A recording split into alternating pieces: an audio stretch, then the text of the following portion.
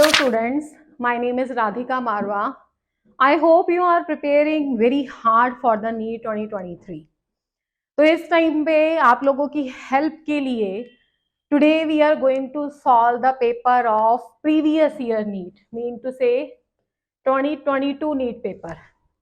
Okay, and I am very much sure कि जब आप लोग अपना फाइनल एग्जाम देने जाओगे 2023 का नीट, तो आप लोग प्रीवियस ईयर के पेपर देखोगे और जब आप ये सॉल्यूशन चेक करोगे तो आपको जो कॉन्सेप्ट क्लियर है उस पर कॉन्फिडेंस आएगा और जहां पे आपको डाउट रह रहे हैं वो आपके क्लियर हो जाएंगे. तो चलिए, without taking the much of the time, proceeding toward the first question. तो पहला क्वेश्चन है बेटा पॉलीमर से, which statement regarding the polymers is not correct. और जब भी आप पेपर अटेम्प्ट करो ना, ये चीज ध्यान से पढ़ो. Save of time and save of energy होगा, उसने नॉट करेक्ट पूछा है. ठीक है, that means 3 would be correct. Thermosetting polymers are reusable. देखो किस पॉलीमर की बात कर रहे हैं बेटा, थर्मोसेटिंग पॉलीमर्स. थर्मोसेटिंग पॉलीमर्स को ना हम अपने स्टूडेंट्स को क्लास में ऐसे लर्न करवाते हैं कि thermoset, thermo means heat, setting means जो थर्मोसेटिंग पॉलीमर्स होते हैं वो ऐसे होते हैं कि हीट करने के बाद वो एक फिक्स्ड शेप ले लेंगे. ठीक है, ये एक्चुअली में highly moulded cross linked polymers होते हैं और जब आप इसको हीट करते हो तो इनकी क्रॉस लिंकिंग और स्ट्रांग हो जाती है, तो we can't reuse it again and again. ठीक है, तो अब उसने बोला कि दीज आर रीयूजेबल, तो ये तो रॉन्ग स्टेटमेंट हो गया. These are not at all reusable, तो that means पहला ऑप्शन ही अपना नॉट करेक्ट है. बट फिर भी ये क्या है अपने यूजेबल. उसने बोला these are reusable, these are not reusable as they are highly cross linked and upon heating their shape become fixed and can't be changed more. ठीक है, तो इसको reuse can't be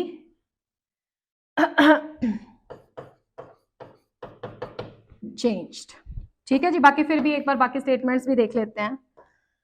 सेकेंड उसने बोला elastomeric polymers are, elastomers have the polymeric chains. बिल्कुल ठीक है जी, held together by the weak van der Waals forces, वो आपको पता है. फाइबर्स में हाई टेंसाइल स्ट्रेंथ होती है, सबको पता है. और थर्मोप्लास्टिक, इसके ऑपोजिट कौन से होते हैं, थर्मोप्लास्टिक, मतलब उनपे हीट करने से उनको आप सॉफ्ट भी कर सकते हो, हार्ड भी कर सकते हो. अगर उसके बारे में पूछा होता तो वो रीयूज हो सकते थे. तो that means not correct option is a first one. तो let's move toward the second question. Second question electrochemistry से था एंड क्वाइट इजी. उसने ना कुछ डाटा दिया हुआ है बेटा. डाटा क्या दिया हुआ है, कॉपर का दिया हुआ था उसने. Reduction potential 0.34 volt. उसके बाद जिंक का रिडक्शन पोटेंशियल दिया है -76 volt. You must be aware of these to reduction potentials. Iron का -0.44 वोल्ट होता है और सिल्वर का रिडक्शन पोटेंशियल होता है बच्चा जी 0.80 वोल्ट. अब क्वेश्चन क्या है देखो, उसने पूछा है on the basis of the standard electrode potential predict which of the following reaction will occur और नॉट. तो that means he is asking about what, he is asking about the feasibility of the process और the reaction. मतलब ये जो reaction हो रहा है ये फिजिबल है या नहीं है. तो किसी भी रिएक्शन की स्पॉन्टेनिटी और the feasibility, weather it is occurring in the lab और नॉट, ठीक है, वो कैसे पता लगती है, उसके लिए आप कैलकुलेट करते हो बेटा जी E naught of cell, standard EMF, जो कि आपके पास क्या होती है, E naught of cathode minus E naught of anode. But इस फॉर्मूले की एप्लीकेबिलिटी और आंसर क्या आना चाहिए, पॉजिटिव. अगर EMF of cell, E naught of cell positive आता है तो दैट मीन्स वो रिएक्शन होगा, फिजिबल है, अदरवाइज नॉट. बट इस फॉर्मूले को अप्लाई करने के लिए ना आपको इलेक्ट्रोकेमिस्ट्री के कुछ बेसिक रूल्स पता होने चाहिए सेल पे जो एप्लीकेबल होते हैं. क्या, अगर हमें सेल बनाना है तो ऑब्वियसली हमें ये पता होना चाहिए कि कौन कैथोड पे जाएगा और कौन एनोड पे जाएगा.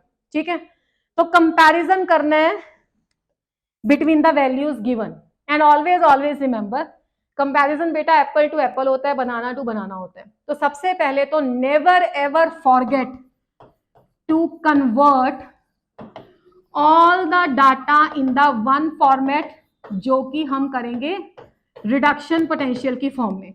कई बार एग्जामिनर क्या करता है कि कुछ वैल्यूज रिडक्शन पोटेंशियल की फॉर्म में देगा, कुछ ऑक्सीडेशन की, और हम उसमें हायर लोअर करके माइनस प्लस कर देते हैं, तो आंसर सही नहीं आएगा। सेकेंड थिंग, तो हायर रिडक्शन पोटेंशियल में कन्वर्ट कर लिया, तो जिसकी हायर रिडक्शन पोटेंशियल वैल्यू होगी वो कहां पे जाएगा बच्चा, that metal will go to the cathode, और उसकी एक्चुअली में क्या होगी, रिडक्शन। और जिसका लोअर रिडक्शन पोटेंशियल होगा वो कहां पे जाएगा, एनोड पे, और उसकी क्या होगी, ऑक्सीडेशन। ठीक है जी। और बाकी ऑब्वियस ही है कि ई नॉट ऑफ सेल आप हायर में से लोअर माइनस करोगे तो आंसर आएगा पॉजिटिव। पॉजिटिव है तो सेल रिएक्शन क्या है, फिजिबल। अब इस क्वेश्चन में उसने पूछा अकर और नॉट, तो इसमें हमें ईएमएफ के मैग्नीट्यूड को निकालने की भी जरूरत नहीं है, बस इतना भी आपका काम कर जाएगा। लॉजिक की आंसर प्लस में आता है या माइनस में। तो let's see the reactions one by one. पहला रिएक्शन है copper sulphate in the aqueous form plus 2 silver in the solid form 2 copper plus Ag2SO4 in the aqueous form। तो पहले इस रिएक्शन को देख लो। इसमें बेटा copper is 2 plus, here the copper is 0, तो दैट मीन्स कॉपर की क्या हो रही है, रिडक्शन। ठीक है, इसकी रिडक्शन हो रही है।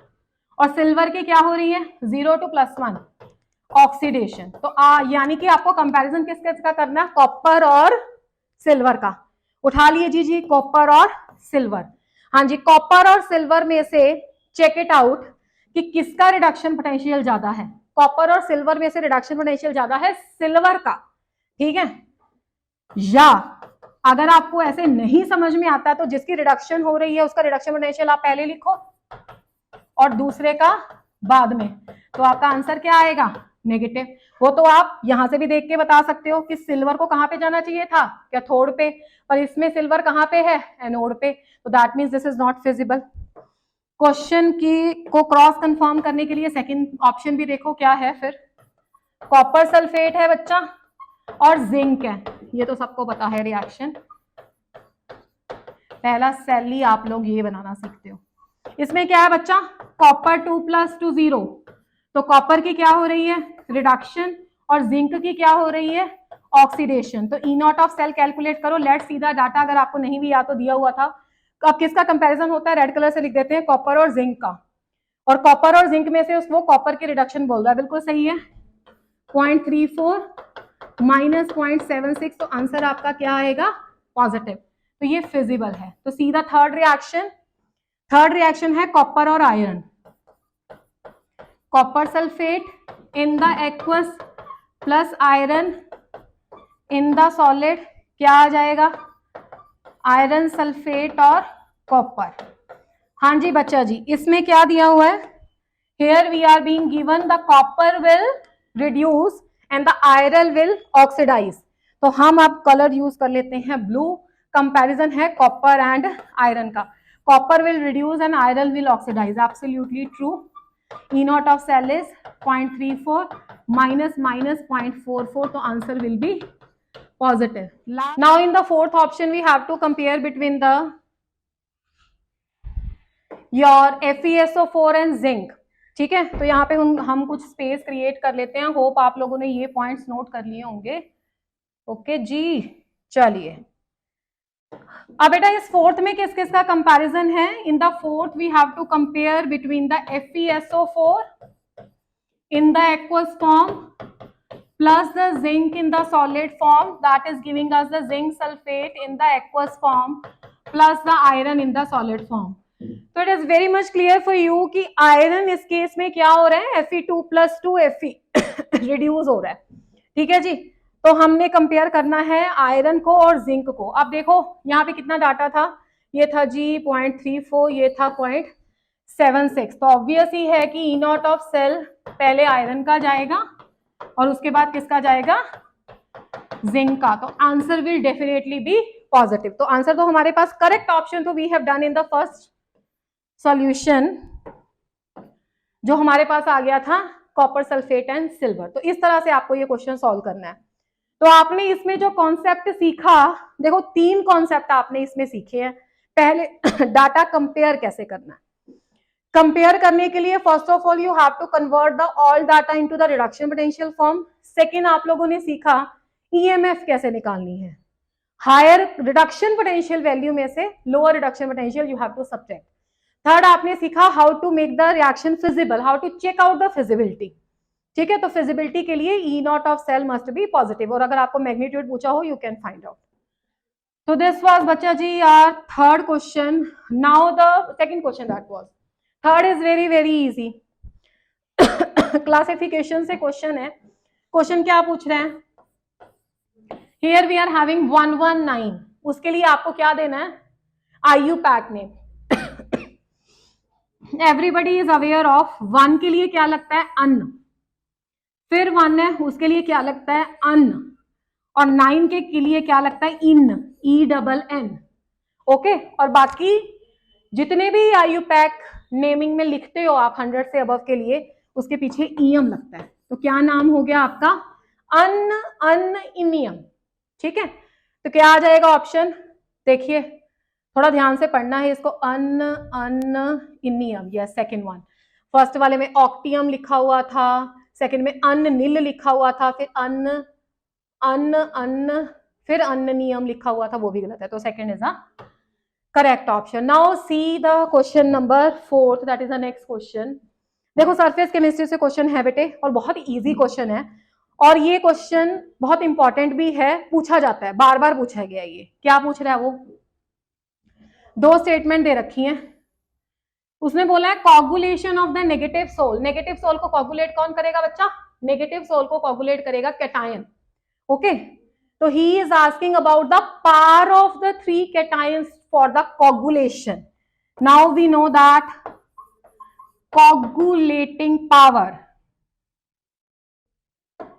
your coagulating power is directly proportional to the charge on the cation, or you can also say inversely proportional to the size of the cation. And what the species we are given beta, we are being given Al3 plus, Ba2 plus and the sodium.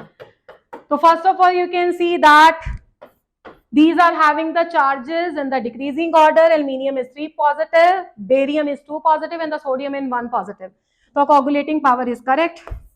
So your statement 1 is correct. 1 is correct. अब second में देखो, now in the case he is asking about the in the coagulation of the positive salt, the flocculating power of the 3 given salts.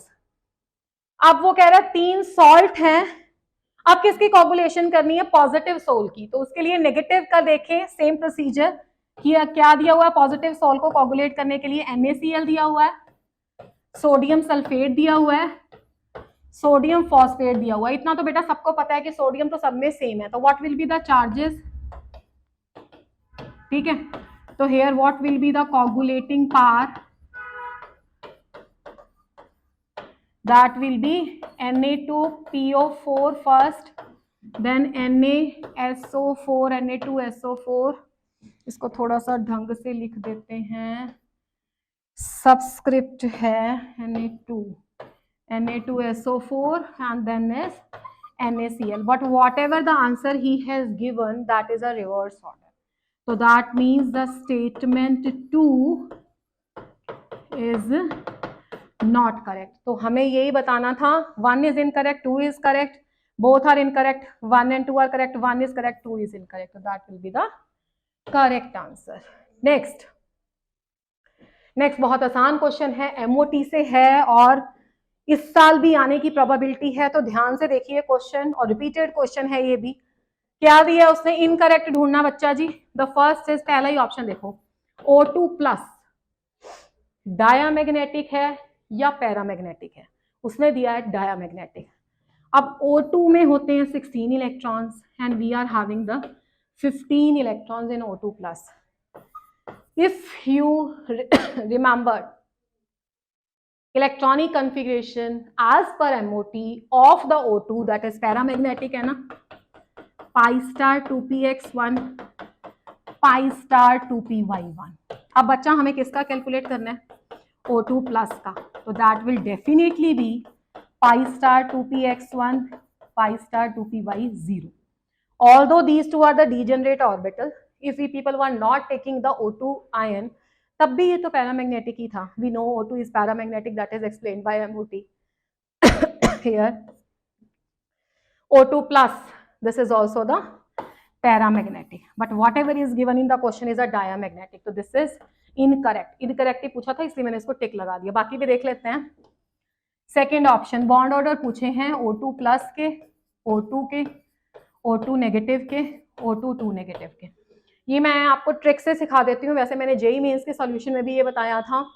अगर oxygen का bond order 2 है बच्चा, oxygen के लिए ये एप्लीकेबल है, तो अगर प्लस है ना उस पर 1 प्लस है, यूनी पॉजिटिव है, तो आप इसमें 0.5 ऐड कर दो, तो ये क्या हो जाएगा 0.5 प्लस। अगर वो माइनस है तो आप उसमें से 0.5 माइनस कर दो। अगर ये फिर से 1 माइनस है तो आप इसमें से फिर से 0.5 माइनस कर दो, या टोटल 2 में से 1 माइनस कर दो। अब ऑप्शन में देखिए क्या दिया हुआ है, O2 का 2.5 करेक्ट, O2 का 2 correct, O2 minus 1.5 and then O2 2 minus 1, thus it is correct, but हमें incorrect पूछा था। C2 has a 4 electrons in its 2 degenerate pi molecular orbitals. How many electrons are there in C2? 12। तो कैसे रखेंगे, sigma 1s2, anti bonding 1s2, 2s2, sigma 2s2। आप इसको skip भी कर सकते हो, इसको सीधे 8 इलेक्ट्रॉन लिख सकते हो, ये आपके पास KNL शेल्स आ गए। उसके बाद क्या आता है बच्चा, 14 से इलेक्ट्रॉन कम है, तो we are not going to use the oxygen one, here the 2px, pi 2px and pi 2p12, y will come earlier, 2 4 6 8 10 and 12।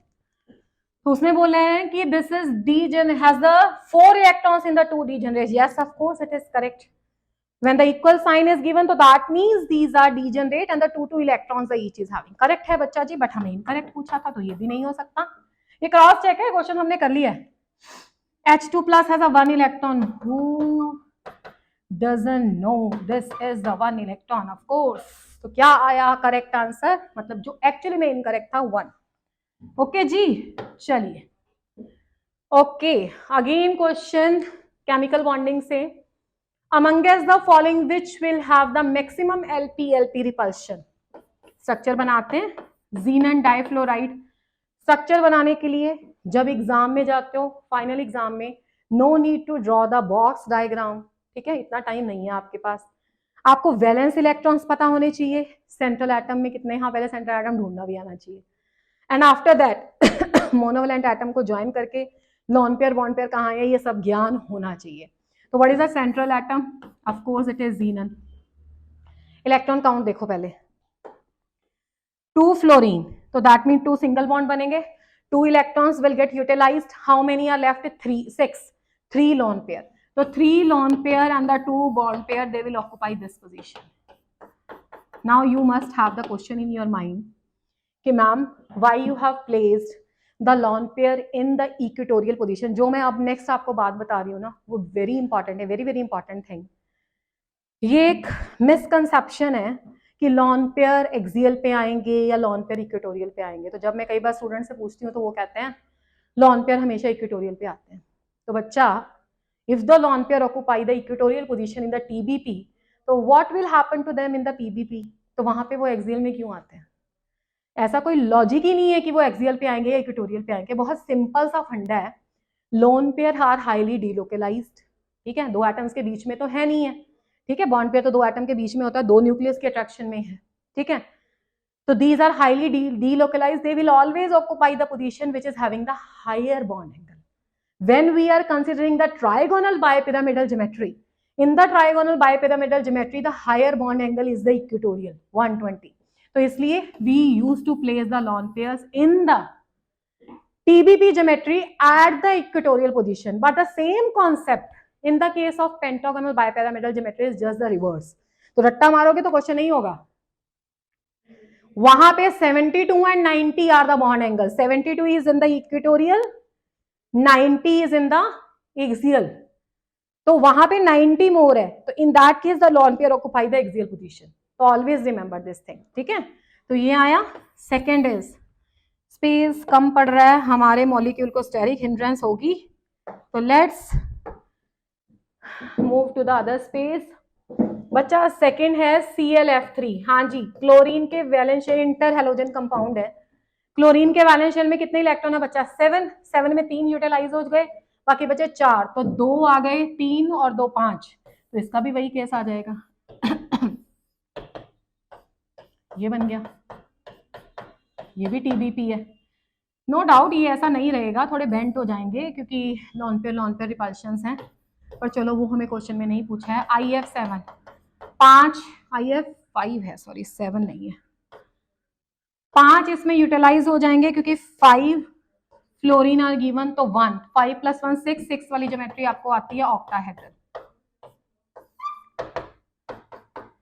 अब आपके माइंड में एक क्वेश्चन चल रहा होगा कि मैम आपने ये तो बताया नहीं कि यहाँ पे एक्सियल में आएंगे या इक्वेटोरियल में आएंगे. कितने स्टूडेंट्स के माइंड में ये बात चल रही है कि ऑक्टाहेड्रल में ये एक्सियल पे आना चाहिए, इक्वेटोरियल पे? कोई तो आंसर होना चाहिए, बट एक्चुअली में इनमें दोनों में से कोई भी आंसर नहीं है, क्योंकि ऑक्टाहेड्रल ज्योमेट्री में कभी एक्सियल इक्वेटोरियल होता ही नहीं है. ऑक्टाहेड्रल ज्योमेट्री में सारे बॉन्ड एंगल सेम है. यहाँ 120 और 90 था. In the case of a PBP, that is 72 and 90, but here all the bond angles are 90. So this is a equivalent hybridization है, इसमें सब बॉन्ड एंगल सेम है. तो यहाँ पे बॉन्ड आप लॉन पेयर को कहीं भी रख दो. हाँ, अगर 2 लॉन पेयर हैं तो वो ऑब्वियस है कि वो एक दूसरे से मैक्सिमम सेपरेशन पे होनी चाहिए. Fourth and the last is SF4. मुझे कैसे पता ये स्ट्रक्चर है? 4 मोनोवेलेंट थे, सब TBP के क्वेश्चन थे एक्सेप्ट 1, और यहाँ पे एक लॉन पेयर है. अब क्वेश्चन बहुत इजी था, किसमें लॉन पेयर रिपल्शन ज्यादा होंगी भैया? जिसमें ज्यादा लॉन पेयर है. तो where are the maximum number of lone pairs? Xenon difluoride. Next question, choose the correct statement. Both the diamond and the graphite are used as a dry lubricants. This is absolutely wrong. Graphite use होता है, diamond नहीं. Next, diamond and the graphite have the 2 dimensional network. ये भी बिल्कुल गलत है. जो diamond होता है आपका, उसका होता है नेटवर्क स्ट्रक्चर, और जो आपका ग्रेफाइट है उसकी होती है 2D structure. Diamond is a covalent and the graphite is absolutely wrong. एक बात याद रखो, डायमंड जो होता है, वैसे ये नेक्स्ट ऑप्शन भी थी, डायमंड एंड कोवलेंट, नेक्स्ट में लिखती हूँ ये. फिर ये बोथ डायमंड एंड कोवलेंट नहीं भाई, डायमंड तो कोवलेंट है ही है. डायमंड एंड ग्रेफाइट इसका भाई, दे बोथ आर कोवलेंट. ये कैसे पता लगा हमें? देखो कोवलेंट सॉलिड्स हैं, कार्बन कार्बन बॉन्ड है, तो कैसे आयनिक बन जाएगा? अब जो डायमंड है उसमें कार्बन की हाइब्रिडाइजेशन क्या है? sp3. जो ग्रेफाइट है उसमें कार्बन की हाइब्रिडाइजेशन क्या है? sp2. तो ये सही है, बी ऑप्शन. बच्चा, जब हमने हाइब्रिडाइजेशन की बात कर ली तो वो तो कभी आयनिक हो ही नहीं सकता. When we are talking about the hybridization, that is means we are dealing with the covalent compound. बाकी if in the structure we are having the carbon-carbon bond, how can we think of the ionic bond? ठीक है, तो ये छोटे छोटे बात याद रखनी है आपको. चलिए next, which of the following statement is not correct about the diborane? Diborane होता क्या है बच्चा? डाइबोरेन ही नहीं पता तो हम क्वेश्चन नहीं सॉल्व कर पाएंगे, क्योंकि उसने क्वेश्चन में फॉर्मूला ही नहीं दिया था. B2H6 थोड़ा सिमिलर लग रहा है ना C2H6 के जैसा लग रहा है, बट एक्चुअली है नहीं है. कैसे? If we look at the BH3 तो आपको लगता होगा भाई ये 2BH3 मिलके डायमर बनाते हैं B2H6. होता कुछ ऐसे ही है, बट व्हाट विल हैपन? किसका भाई बनाया आपने इसको? C2H6 का. रुक जाइए, C2H6 में बच्चा कार्बन के पास 4 वैलेंसी होती है, तो then there is a formation of the CC bond. पर यहाँ पे CC बॉन्ड कहाँ से लाओगे? BB. CC जैसा बॉन्ड कहाँ से लाओगे? BB. तो फिर प्रॉब्लम होता क्या है, यहाँ पे ये वाले जो दो ऑक्सीजन हाइड्रोजन एटम्स हैं, दिस एंड दिस, इन दो हाइड्रोजन एटम्स के पास एक इलेक्ट्रॉन है और वो अपना एक इलेक्ट्रॉन इस साइड पे डोनेट करते हैं। बोरॉन के पास अपना एक इलेक्ट्रॉन था, तो ये वाला जो बॉन्ड है ना ऊपर बनाया मैंने, और ये वाला जो बॉन्ड है मैंने नीचे बनाया। इनमें सिर्फ 2 इलेक्ट्रॉन है और होने कितने चाहिए थे, 2 to 4। ठीक है, 2 इस बॉन्ड में, 2 इस बॉन्ड में। हाइड्रोजन ने अपना एक इलेक्ट्रॉन इधर शेयर किया और ये bond formed by the 1 electron है। अब आपके माइंड में आ रहा होगा कि मैम एक इलेक्ट्रॉन बॉन्ड तो नहीं बनाता, जबकि ये मिथ है। बॉन्ड क्या है, इलेक्ट्रोस्टैटिक फोर्स ऑफ अट्रैक्शन है आयनिक के केस में। कोवलेंट के केस में है तो ये भी न्यूक्लियस और इलेक्ट्रॉन के बीच की इंट्रैक्शन है। Even the single electron between the 2 atoms can be the source of attraction. अगर ये अट्रैक्शन है, जरूरी नहीं है एक उसने दिया तभी बॉन्ड बना, एक इलेक्ट्रॉन से भी बॉन्ड बनता है। हाँ, in comparison to the 1-1 electron sharing वो बॉन्ड वीक होगा।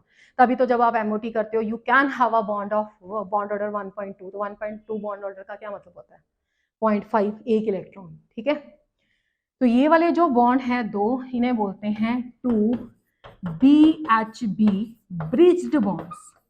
ओके बच्चा, और ये जो आपके ब्रिज्ड बॉन्ड्स है ना, ये इलेक्ट्रॉन डेफिशिएंट बॉन्ड है। अब मुझे बताने की जरूरत नहीं है कि why they are the electron deficient bonds.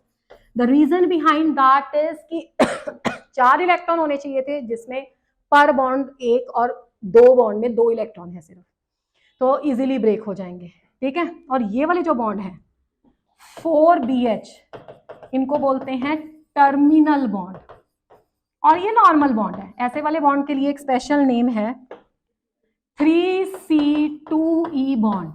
Y I am giving this notation बच्चा, 3 सेंटर, 3 चीजें ज्वाइन होने वाली हैं, 2 इलेक्ट्रॉन। यहां पे 2C2E बॉन्ड जो नॉर्मल होता है, 2 स्पीशीज ज्वाइन होने वाली और 2 इलेक्ट्रॉन। अब हमने इसकी सारी हिस्ट्री देख ली है। अब देखो पहला क्वेश्चन हमने क्या देखना बच्चा, not correct, both the boron atoms are sp2 hybridise, absolutely wrong. क्यों, जैसे भी जुड़े हैं कितने बॉन्ड है, 1 2 3 4। ठीक है, तो ये sp3 हाइब्रिडाइज है इसमें बॉन्ड। ठीक है, तो पहली ऑप्शन ही नॉट करेक्ट है, बाकी अपनी कंफर्म कर लो। There are the 2 3 center 2 electron bond, of course. The 4 terminal BH bonds are 2 center 2 electron, yes of course. 4 terminal hydrogen bonds and the 2 boron atoms lie in the one plane, yes absolutely correct. ये जो हैं 3D structure में आएंगे above and below। चलिए next question देखते हैं। ग्रिग्नार reagent का carbon dioxide के साथ रिएक्शन है, very very easy, dry ether की प्रेजेंस में, बट आपको एक वाई बताना है जो ये एक बीच में बनता है, और एक बताना है फाइनल प्रोडक्ट तो उससे दिया ही हुआ है, बस वाई बताना है। बड़ा इजी रिएक्शन था। RMgX है बच्चा, and we are having the carbon dioxide. ठीक है जी, आपको पता है in the case of Grignard reagent in comparison to the carbon the metals are highly electropositive, तो ये प्लस रहेगा, ये माइनस होगा। कार्बन तो जहां भी दिखे ना you have to always look toward it like this, highly polar. ठीक है, तो negative to positive, negative to positive, तो क्या बनेगा बेटा जी, C double bond O, okay, O negative, what will go Mg and X, उसके बाद carbon positive, that will be Y ना, yes, and this will take place in the presence of dry ether. Now everybody know यहाँ पे अभी भी polarity है, तो इसमें क्या होगा, हाइड्रोलिसिस, मोरोवर एसिडिक हाइड्रोलिसिस, तो क्या बन जाएगा, कार्बोक्सिलिक एसिड, और मैग्नीशियम के साथ हो जाएगा मैग्नीशियम हाइड्रोक्सी ब्रोमाइड। आप ऐसा मान लो H+ इधर चला गया और OH नेगेटिव Mg के साथ आ गया, और मैग्नीशियम जो है वो बाहर चला गया, हाइड्रोक्साइड और ब्रोमाइड बना गया, हाइड्रोक्सी ब्रोमाइड बना के।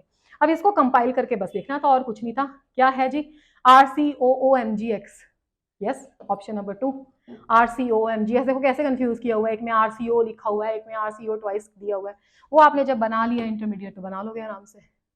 Okay, in the next question he is asking about what mass of the 95% pure calcium carbonate will be required to neutralize the 5 ml of 0.5 molar HCl solution according to the following reaction. So here the chemical equation is given, calcium carbonate plus 2 HCl gives calcium chloride in the aqueous form plus the carbon dioxide plus 2 water. तो बेटा जी question में reaction आपको लिखने की requirement ही नहीं है, reaction is already given and what he has given 95% pure it is, तो यानी कि 95% प्योरिटी इसकी गिवन थी। 0.95 कैल्शियम कार्बोनेट और न्यूट्रलाइज करने के लिए उसने क्या बोला है कि required to neutralise the 50 ml of 0.5 molar, this is 50 ml of 0.5 molar. अभी मल्टीप्लाई हटा देते हैं, इसको नीचे लिख देते हैं, ठीक है जी। देखो ऐसे क्वेश्चन के लिए आपको अप्रोच कैसे करना है आपको कैलकुलेट करना है कि मास ऑफ कैल्शियम कार्बोनेट कितना है, जो कि खुद कितना था बच्चा जी 95% प्योर था, और जिसमें HCl को जिसने न्यूट्रलाइज किया तो इसमें इसका कितना मास यूज हुआ। तो ये तो हम समझ रहे हैं कि केमिकल इक्वेशन से, कि इसकी स्टोइकियोमेट्री से, कि जहां पे 1 मोल कैल्शियम कार्बोनेट का यूज हो रहा है उसके इक्वलेंट में 2 मोल HCl के यूज हो रहे हैं। अब देखो 95% है तो हम मान लेते हैं कि let m be the mass of the calcium carbonate utilised, ठीक है बच्चा, m is the mass of the calcium carbonate utilised जो कि 95% प्योर है। तो कितना हो गया ये 95% का जिसका मास m है, ठीक है। तो अगर ये हमारे पास क्या था, this is the mass of calcium carbonate. अब अगर ये हमारे पास 1 था तो इसके कंपैरिजन में ये ट्वाइस है, ठीक है। तो ये कितना हो जाएगा बेटा 2 multiplied by 95 by 100 multiplied by m, ठीक है। और गिवन हमें कितना दे रखा था, इसमें गिवन था जी 50 ml ऑफ 0.5 मोलर। तो 50 ml ऑफ 0.5 मोलर के ये बराबर था, इसको हम इसके बराबर रख देते हैं 2 multiplied by 95 by 100 multiplied by m, this is the 50 ml of 0.5 molar. तो rest is the solution of this equation। बाकी इसमें दिया हुआ है ये ml में तो 1000 आ जाएगा। तो here you have to do the simple calculation to calculate the mass, and from this equation upon solution the mass of the calcium carbonate comes out to be 1.32, that is option number 3। Okay जी, next, ये मेरे ख्याल से repeat question आ गया, carbon and graphite वाला, we have already done.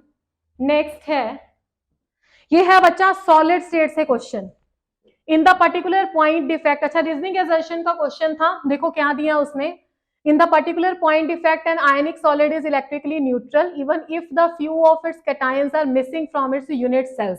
This is absolutely true. ये कौन सा डिफेक्ट है, ये स्कॉटकी डिफेक्ट है, जिसमें क्या होता है equal number of the cation and the anions get missed from its normal site. उससे क्या होता है, अगर मान लो कि कोई एनायन मिस हुआ, तो जैसे एक Cl मिस हुआ अपनी पोजीशन से, डिसलोकेट हुआ, तो Na भी मिस होगा, ठीक है ना, सो दैट इलेक्ट्रिकल न्यूट्रलिटी उसमें मेंटेन रहे। दूसरा, in the ionic solid Frenkel defect arises due to the dislocation of the cation. हाँ, फ्रेंकल डिफेक्ट में क्या होता है कि अगर आपके पास कोई कैटायन अपनी पोजीशन से डिस्प्लेस होता है तो वो इंटरस्टिशियल साइट में आ जाता है, ठीक है, जिससे ओवरऑल डेंसिटी उसकी अफेक्ट नहीं होती है। अब ये दोनों बातें सही है, reasoning is correct and the assertion is correct. अब क्या है, आपको वही जो कॉमन ऑप्शन होते हैं इसके कि A is not correct and the reason is correct, both A and R are correct and explanation correct है। देखो बच्चा, जो फर्स्ट बात कर रहा है वो स्कॉटकी डिफेक्ट की बात कर रहा है, या जर्नल किसी भी डिफेक्ट की बात कर रहा है, जिसमें क्या होता है equal number of the cations and the anions get displaced, ठीक है बच्चा। तो ये आपके पास आ गया करेक्ट ऑप्शन, और बी जो है वो फ्रेंकल डिफेक्ट की बात कर रहा है, ठीक है। दोनों अपनी अपनी जगह पे करेक्ट हैं, both the reasoning and the assertion are correct, but the R is not the correct explanation of the A. Next is again the easy question.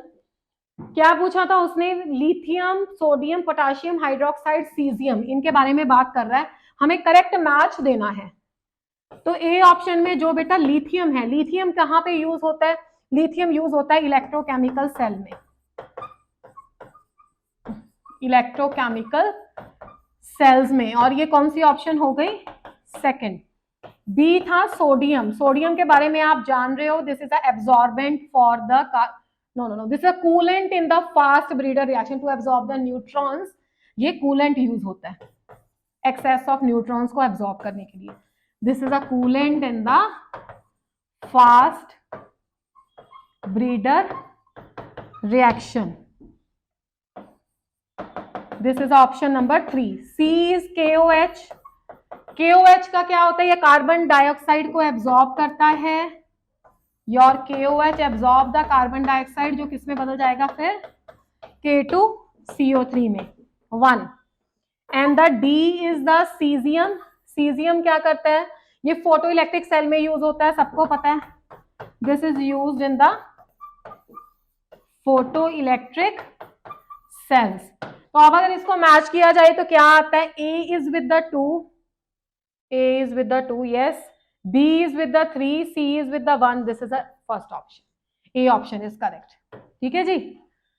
Next, given below are the half cell reactions, and in that half cell reactions आपको बताना है क्या, will the permanganate ion MnO4 negative liberate the oxygen from the water। देखो oxygen liberation कैसे दिखाई देगा, मैं आपको equations I am going to write both, MnO4 negative plus 8H plus 5 electron gives Mn2 plus 4 molecules of water। तो इसमें क्या आएगा, x minus 8 is equal to -1, तो x आ गया +7, सबको पता है ये, ठीक है जी। +7 ऑक्सीडेशन स्टेट है मैग्नीज, पर मैग्नेट आयन में मैग्नीज की, और वहां पे कितनी ऑक्सीडेशन स्टेट है +2, ठीक है, 5 इलेक्ट्रॉन्स का गेन हो गया, वैसे भी ये दे ही रखा था।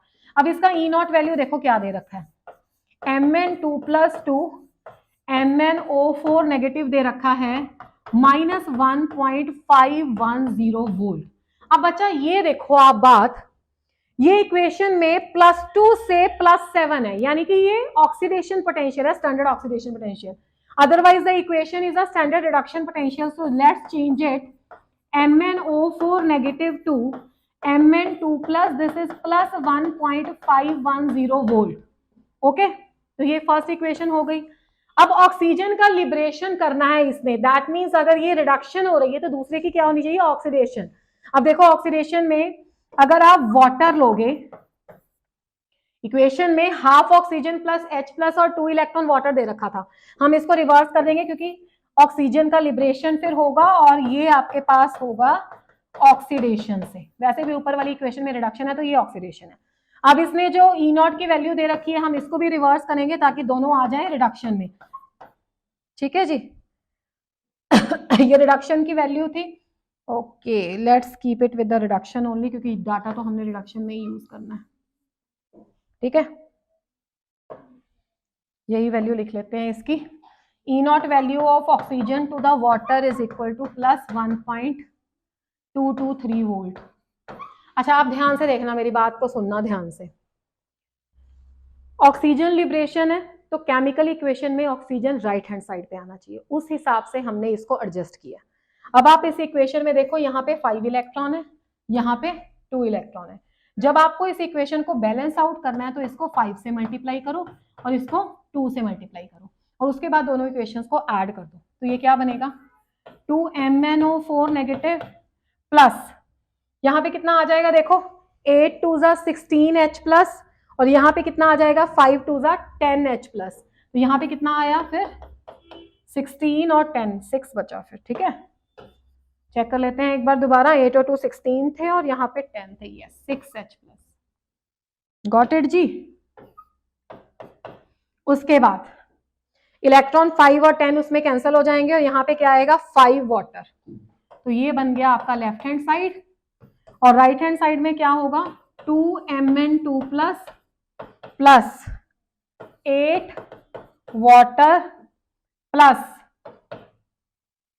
5/2 ऑक्सीजन प्लस H+ हमने एडजस्ट कर दिए हैं और इलेक्ट्रॉन भी हमने एडजस्ट कर दिए हैं, तो हमारे पास क्या बचेगा, हमारे पास ये बच जाएगी equation, let's check it out whether it is balanced, 4 2 8 5 13 8 और 5 13, वेरी गुड, हाँ जी बैलेंस्ड है। अब इस इक्वेशन में ऑक्सीजन लिबरेशन हो रही है ना, यस हो रही है, डाटा से हम कैसे चेक करते हैं? डाटा से हम चेक करते हैं जो हायर वैल्यू होती है रिडक्शन पोटेंशियल की, वो कैथोड पे जाता है। अब हायर वैल्यू रिडक्शन पोटेंशियल की 1.51 है, और इसीलिए मैंने इसको कन्वर्ट नहीं किया था, क्योंकि हमें चाहिए था इसका भी रिडक्शन पोटेंशियल, जबकि ये इक्वेशन में दिया हुआ है ऑक्सीडेशन पोटेंशियल। देखो ऑक्सीजन टू H2O है तो इसका वैल्यू आ जाएगा -1.223। तो अब तो डाटा आप कंपेयर कर सकते हो, दोनों को रिडक्शन पोटेंशियल में कर लिया, वो प्लस है वो माइनस है। और ये पॉइंट अगर आपको नहीं ध्यान में रहा तो फिर आप गलत करके आओगे, ठीक है।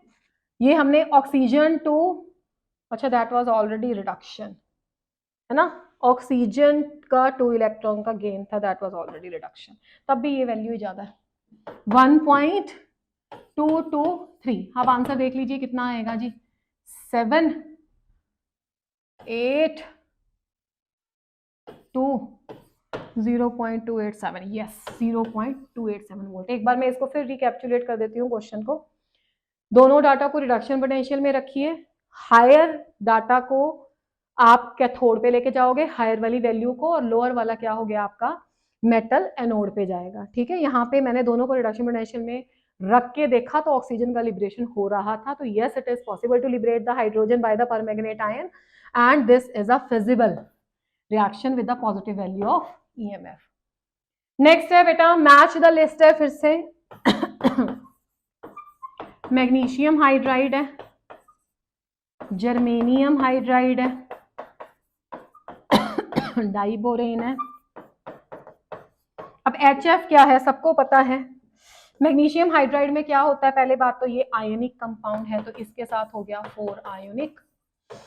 जर्मेनियम हाइड्राइड ये तो बिल्कुल इलेक्ट्रॉन प्रिसाइज है, ना ज्यादा ना कम, this is the electron precise.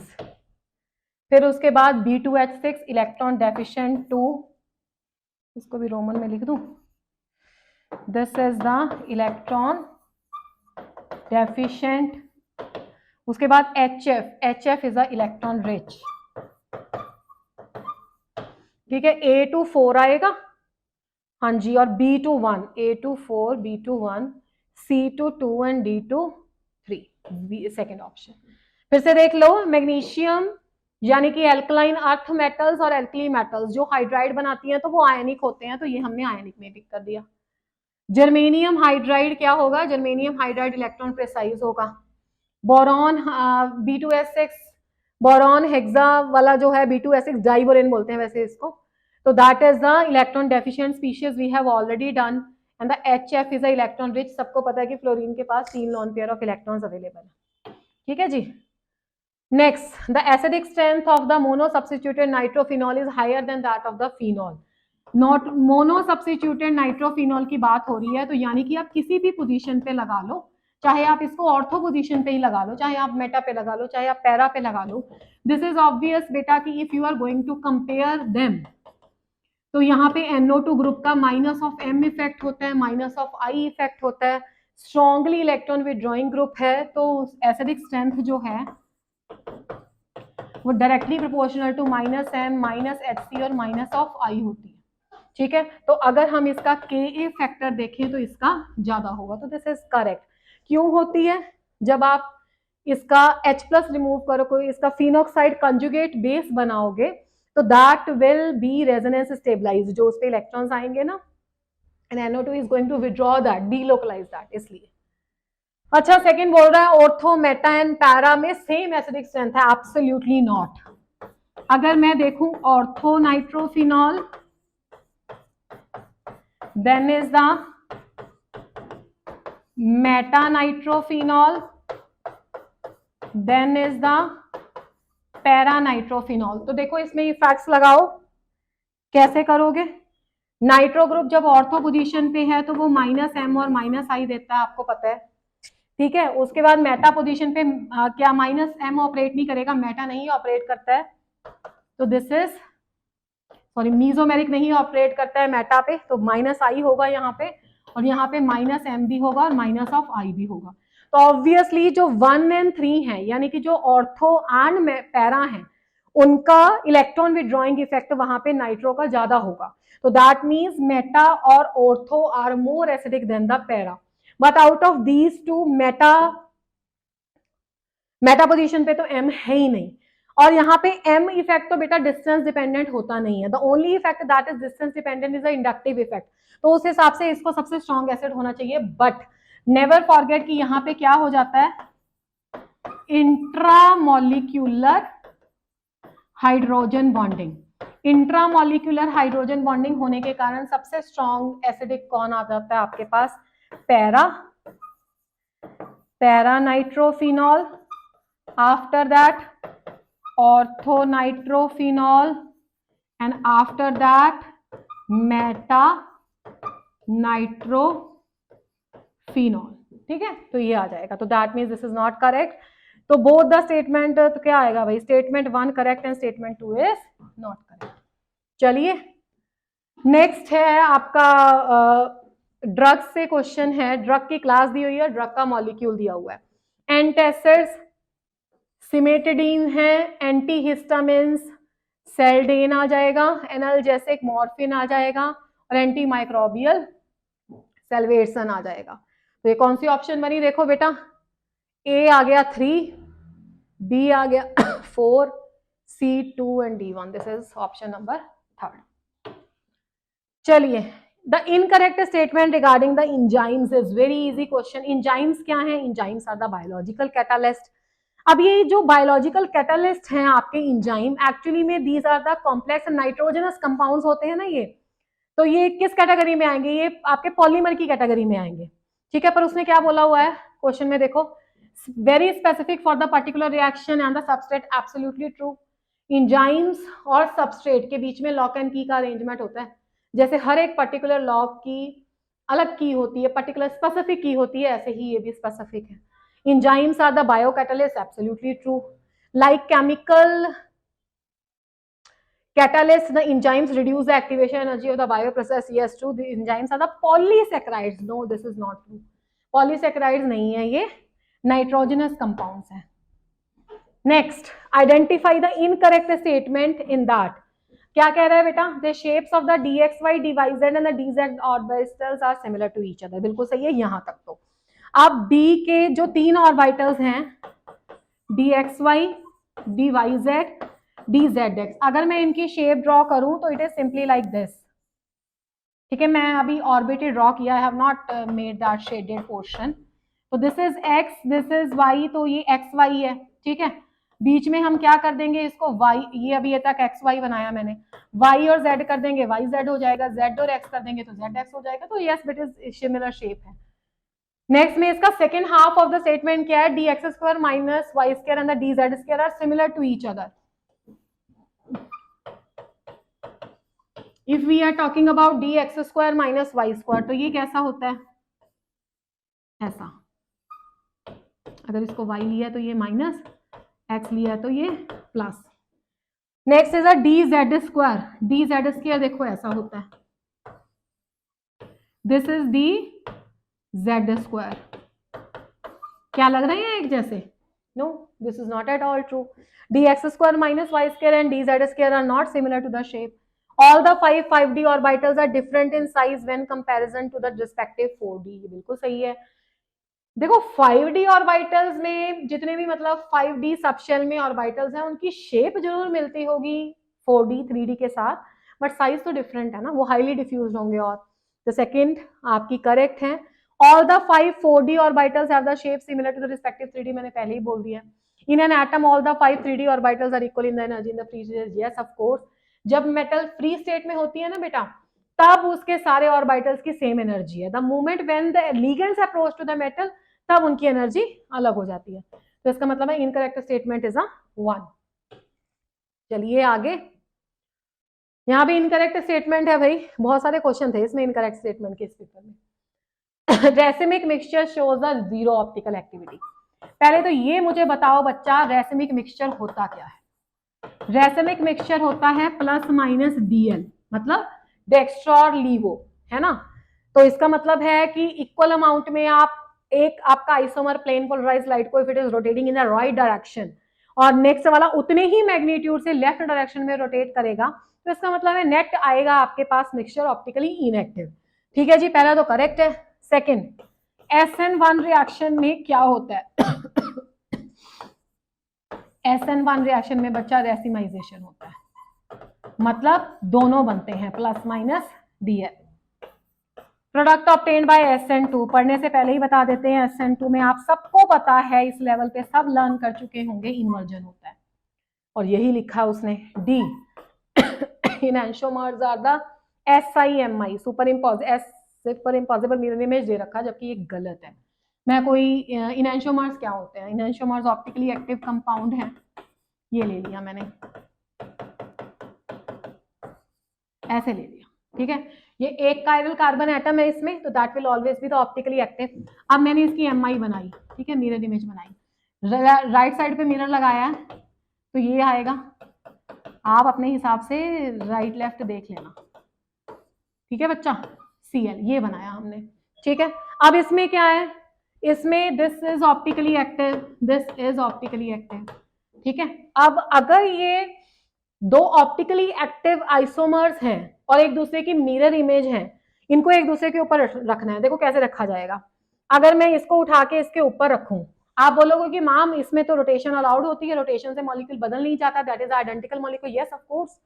इसको मैं उठा के इसको सुपर इम्पोज करने के लिए ऐसे घुमाऊं, फ्रंट बैक, बैक फ्रंट नहीं हो जाएगा, Cl बैक चला जाएगा और H फ्रंट में आ जाएगा, above the plane of paper आ जाएगा। तो इसका मतलब है हमेशा याद रखो कि जो आपके ऑप्टिकली एक्टिव कंपाउंड्स हैं, अगर वो इनैंशियोमर्स का सेट है, that is non super imposable mirror image, NSIMI। ठीक है, जबकि क्वेश्चन में दे रखा था नॉन सुपर इम्पॉसिबल, बट हमें ढूंढना था इनकरेक्ट। नेक्स्ट क्वेश्चन फिर से रिपीट आ गया, हमने कर लिया। ये भी रिपीट है बच्चा जी, ये भी आ चुका है। यस, एंजाइम्स वाला है ये।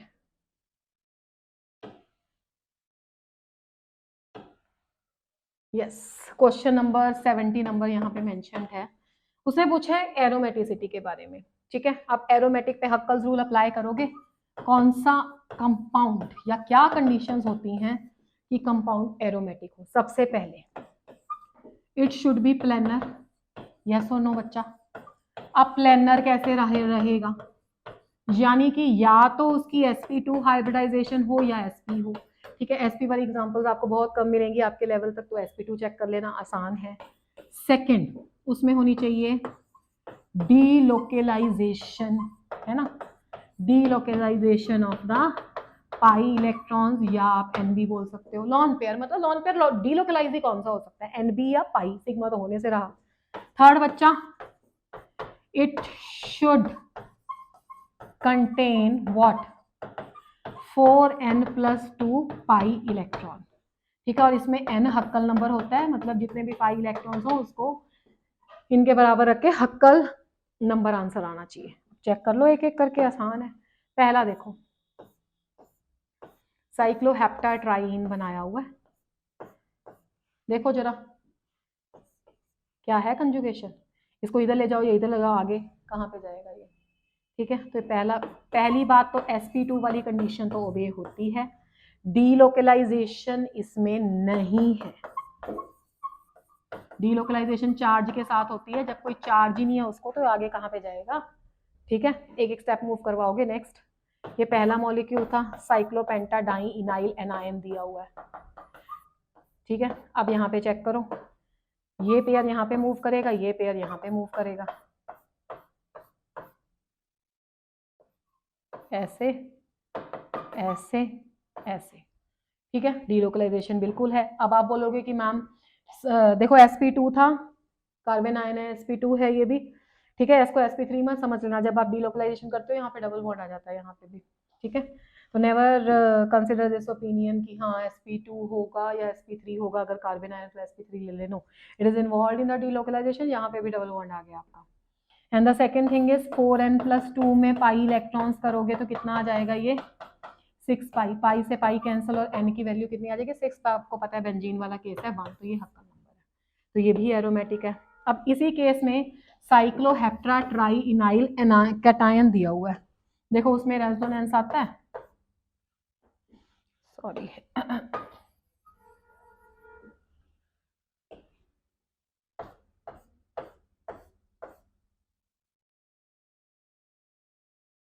इसको सीधा कर लेते हैं और बीच में से ये इनके बॉन्ड जैसे हटा देते हैं। चलो अच्छा, ऑक्टा बन गया, हमें बनाना है हेक्सा।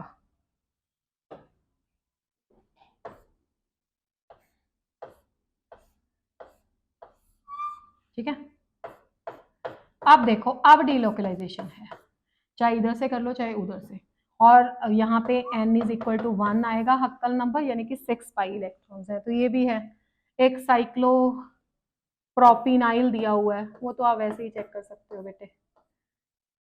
ठीक है, इसमें क्या था, मैं यहाँ पे लगा देती हूँ चार्ज, चलो इसमें ये यहाँ पे आ जाएगा।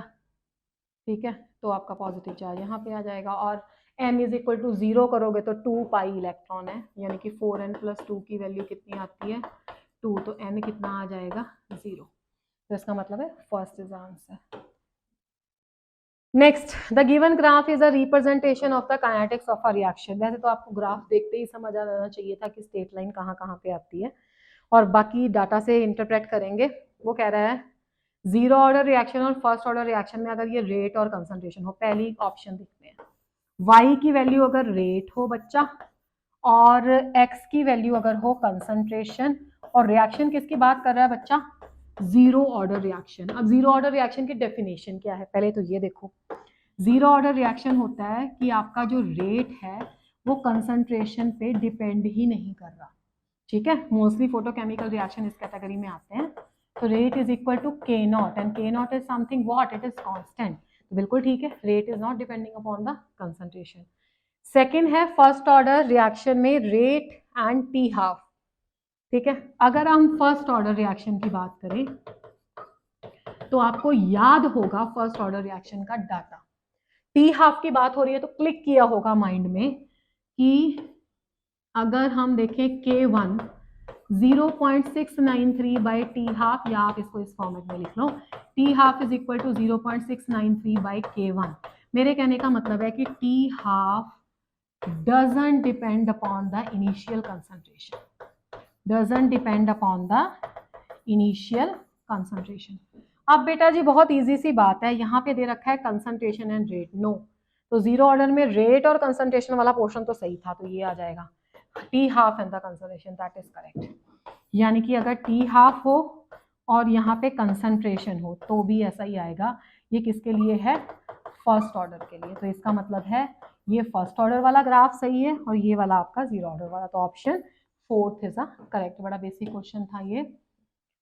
नेक्स्ट है, which one is not the correct mathematical equation for the Dalton's law of partial pressure. अब Dalton's law of partial pressure किस चैप्टर का क्वेश्चन है बेटे, kinetic molecular theory of gases का क्वेश्चन है। पहले तो ये क्या कहता है लॉ, देखो Dalton's law of partial pressure बेटा कहता है कि अगर हमारे पास आइडियल गैसेस हैं, ठीक है, हमने, मैं मान लो मेरे पास 3 आइडियल गैसेस हैं, I have place them in the separate containers, उसके बाद मैंने इनको क्या कर दिया, मिक्स कर दिया। ठीक है, मिक्स करने के बाद इंडिविजुअली इनका प्रेशर मेजर कर लिया और मिक्स करने के बाद कंटेनर में कर लिया। ये बिल्कुल ऐसा है कि एक कंटेनर था ए बी सी, और तीनों में क्या है, आइडियल गैस है। बात समझ में आई? तो अब हमारे पास आ गया एक ऐसा कंटेनर ए बी सी। अब वो कह रहा है कि इसमें तीनों का मिक्सचर है, तो अगर तो ये गैसेस आइडियल है, देखो आइडियल गैसेस की what is the definition, ideal gases are those gases which are not having any force of attraction, है ना, जिसमें कोई फोर्स ऑफ अट्रैक्शन उसके मॉलिक्यूल्स में होती नहीं है। तो होगा क्या कि जो प्रेशर आपने इंडिविजुअल मेजर किया है, लेट इट बी, इसका प्रेशर PA है, इसका प्रेशर PB है और इसका प्रेशर PC है। ठीक है, तो जो आपका P टोटल प्रेशर होगा ना वो किसके बराबर होगा, PA plus PB plus PC। ये है आपका डाल्टन्स लॉ। और बाकी स्टेटमेंट्स पढ़ लेते हैं। हाँ, एक बात और, जो भी पार्शियल प्रेशर आप कैलकुलेट करते हो for what ever will be the ideal gas, that is directly proportional to the mole fraction of that component। ठीक है, by removing the sign of proportionality you will introduce the some constant pressure, total pressure हो सकता है, that is multiplied by साथ में क्या आ जाएगा आपका मोल फ्रैक्शन। तो that was the knowledge that was with us.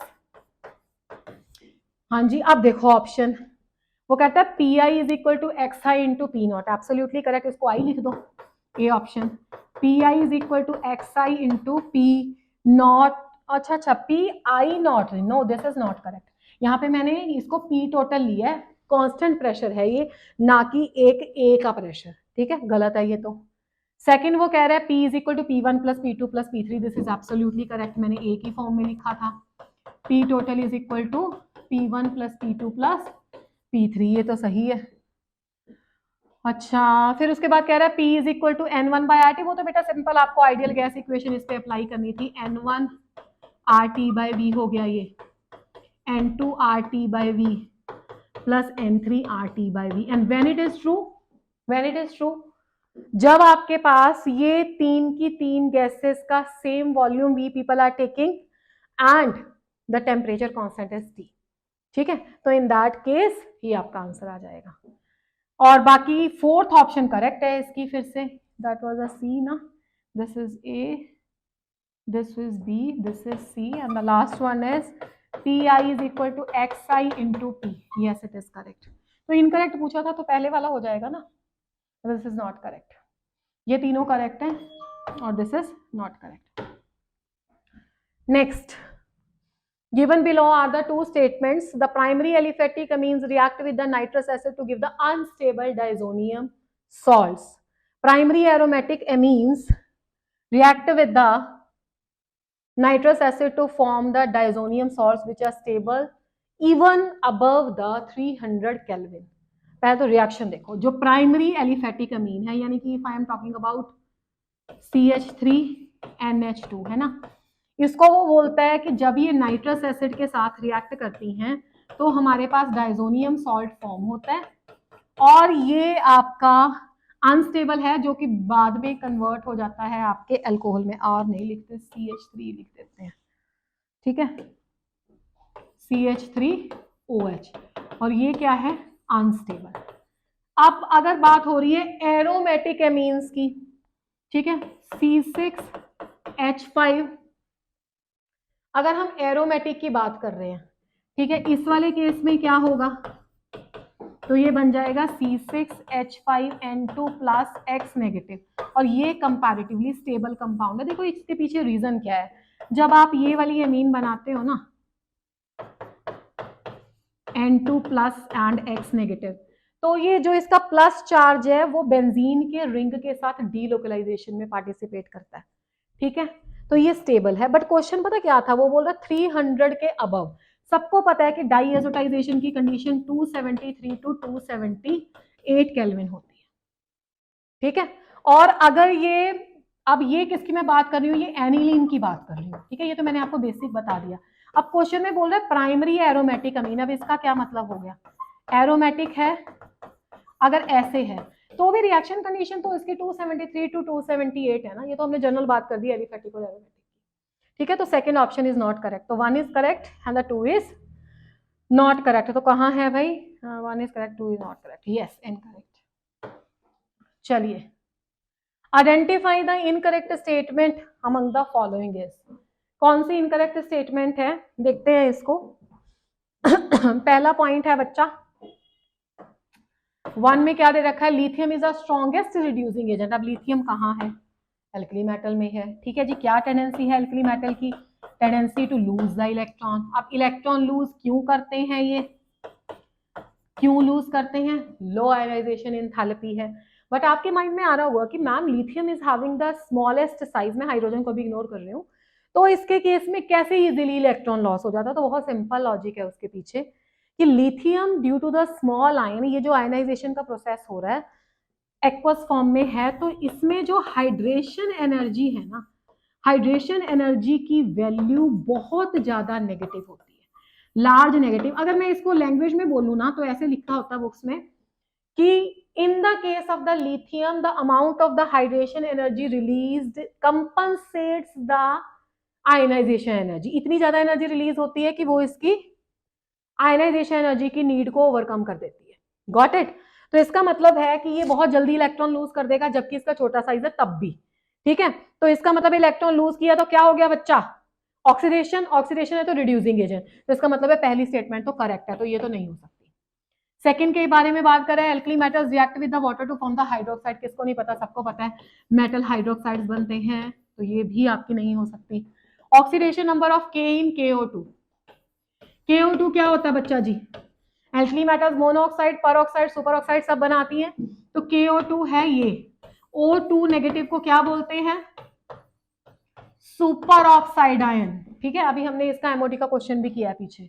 Oxidation number K का, KO2 में से K का +4 ऐसे कैसे हो सकता है भाई? K +1 है और O2 -1 है, तो ये इनकरेक्ट हो गया। Ionization enthalpy of the alkali metal decreases from top to bottom in a group. Yes it is true. ठीक है, तो fourth can not be the answer.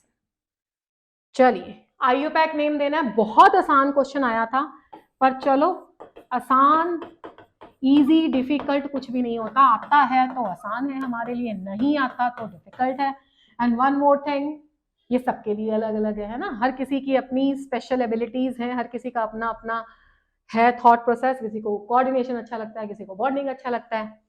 ठीक है, तो चलिए, पहली बात तो ये एक ऐसे है कॉम्प्लेक्स जिसमें कैटायनिक एंड एनायनिक दोनों कॉम्प्लेक्स हैं, ये प्लस होगा और ये माइनस होगा। ठीक है, मुझे कैसे पता है? क्योंकि सबको पता है कि सिल्वर में +1 ऑक्सीडेशन स्टेट है। अब इसका नाम कैसे लिखेंगे?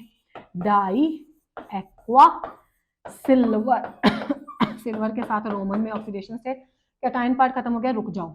डाई साइनाइडो, सिल्वर का एक नाम आर्जिनेट भी है, और ये मैं क्यों यूज कर रही हूँ, मैं सिल्वरेट भी ले सकती। एनायनिक कॉम्प्लेक्स में as per the rule of IUPAC negative complex and with the name 8 after the metal.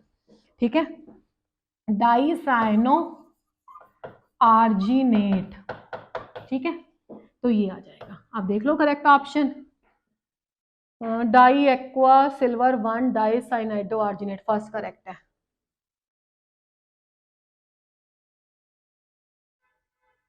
Die aqua silver 2, yes this is the correct। चलिए, the pH of the solution containing the 50 ml of each of 0.10 mole acetate. क्या क्या चीजें mix हो रही हैं देख लो। एक तो है सोडियम एसिटेट बेटा, CH3COONA, and the next is acetic acid. तो देख के ही समझ में आ गया होगा, weak acid plus the salt, किस किस का? Weak acid plus strong base. तो what is this? This is a acidic buffer. और क्वेश्चन में दिया क्या हुआ है? 50 ml ईच दिया हुआ है दोनों का। अच्छा, तो हेंडरसन इक्वेशन लगाओ, पीएच निकालनी है। PH is equal to pKa plus log of concentration of salt upon concentration of acid. तो pKa कितना दिया हुआ है भाई? 4.57 plus log of concentration of salt, what it is given? Salt की दी हुई है 0.10 और 0.01। ठीक है, ये दी हुई है। तो आपके पास क्या आ गया? वो तो खत्म हो गया। ठीक है जी।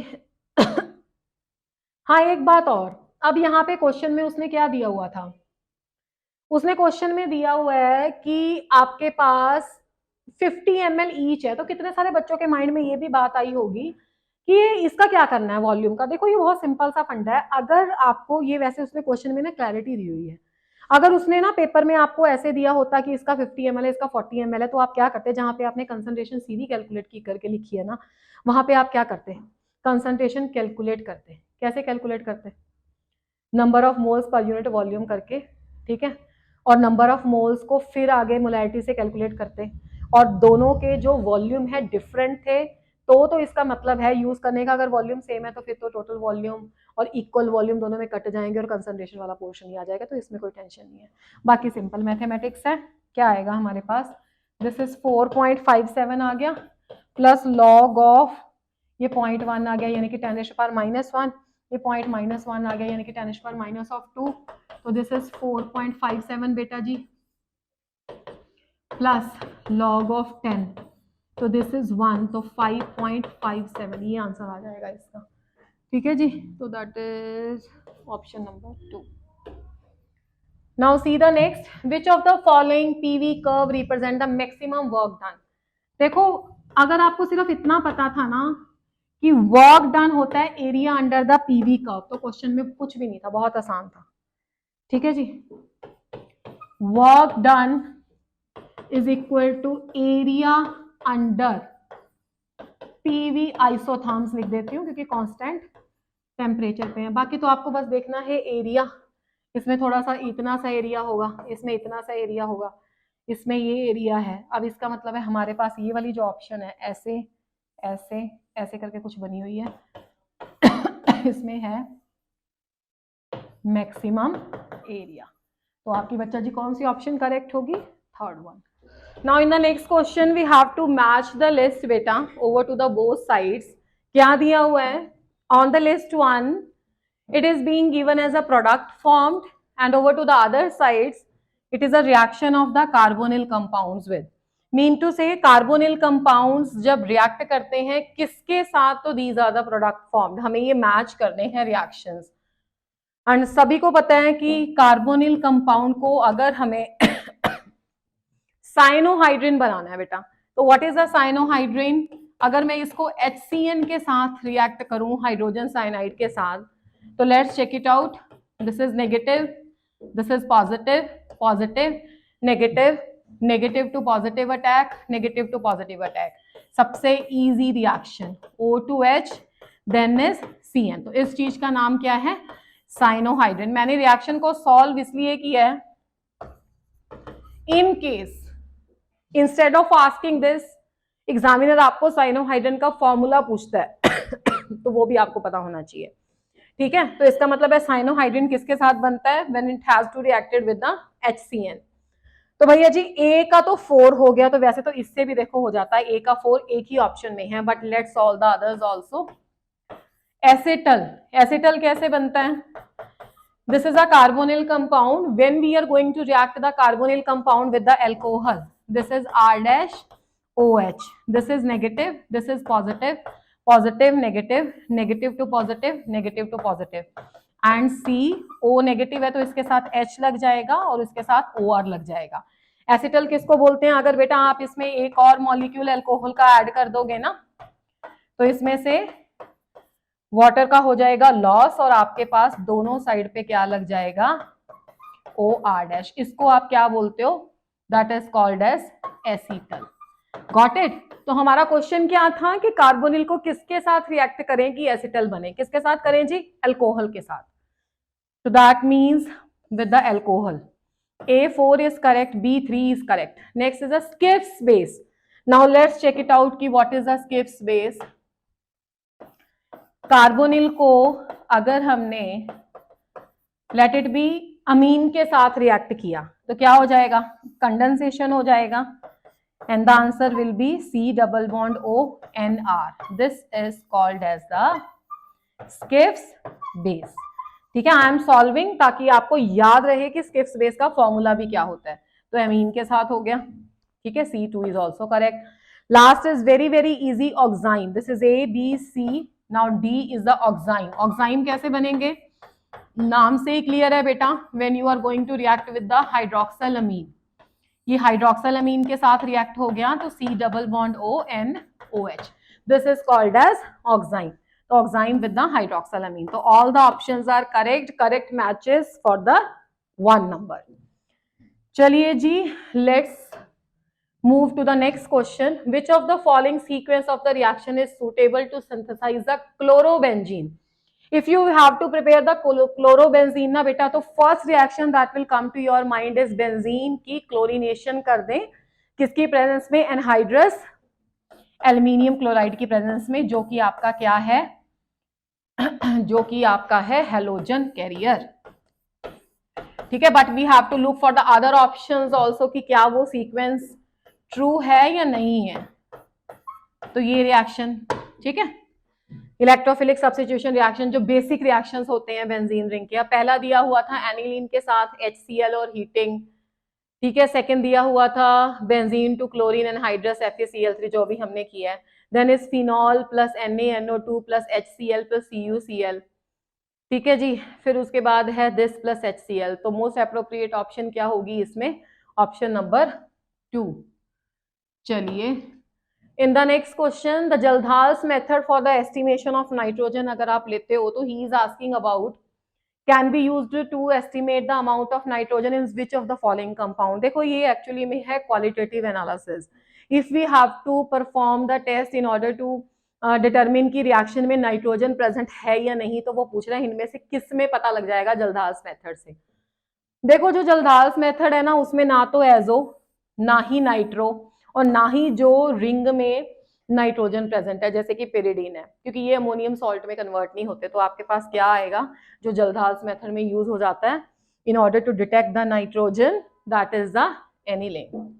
ओके जी, let's see the other question.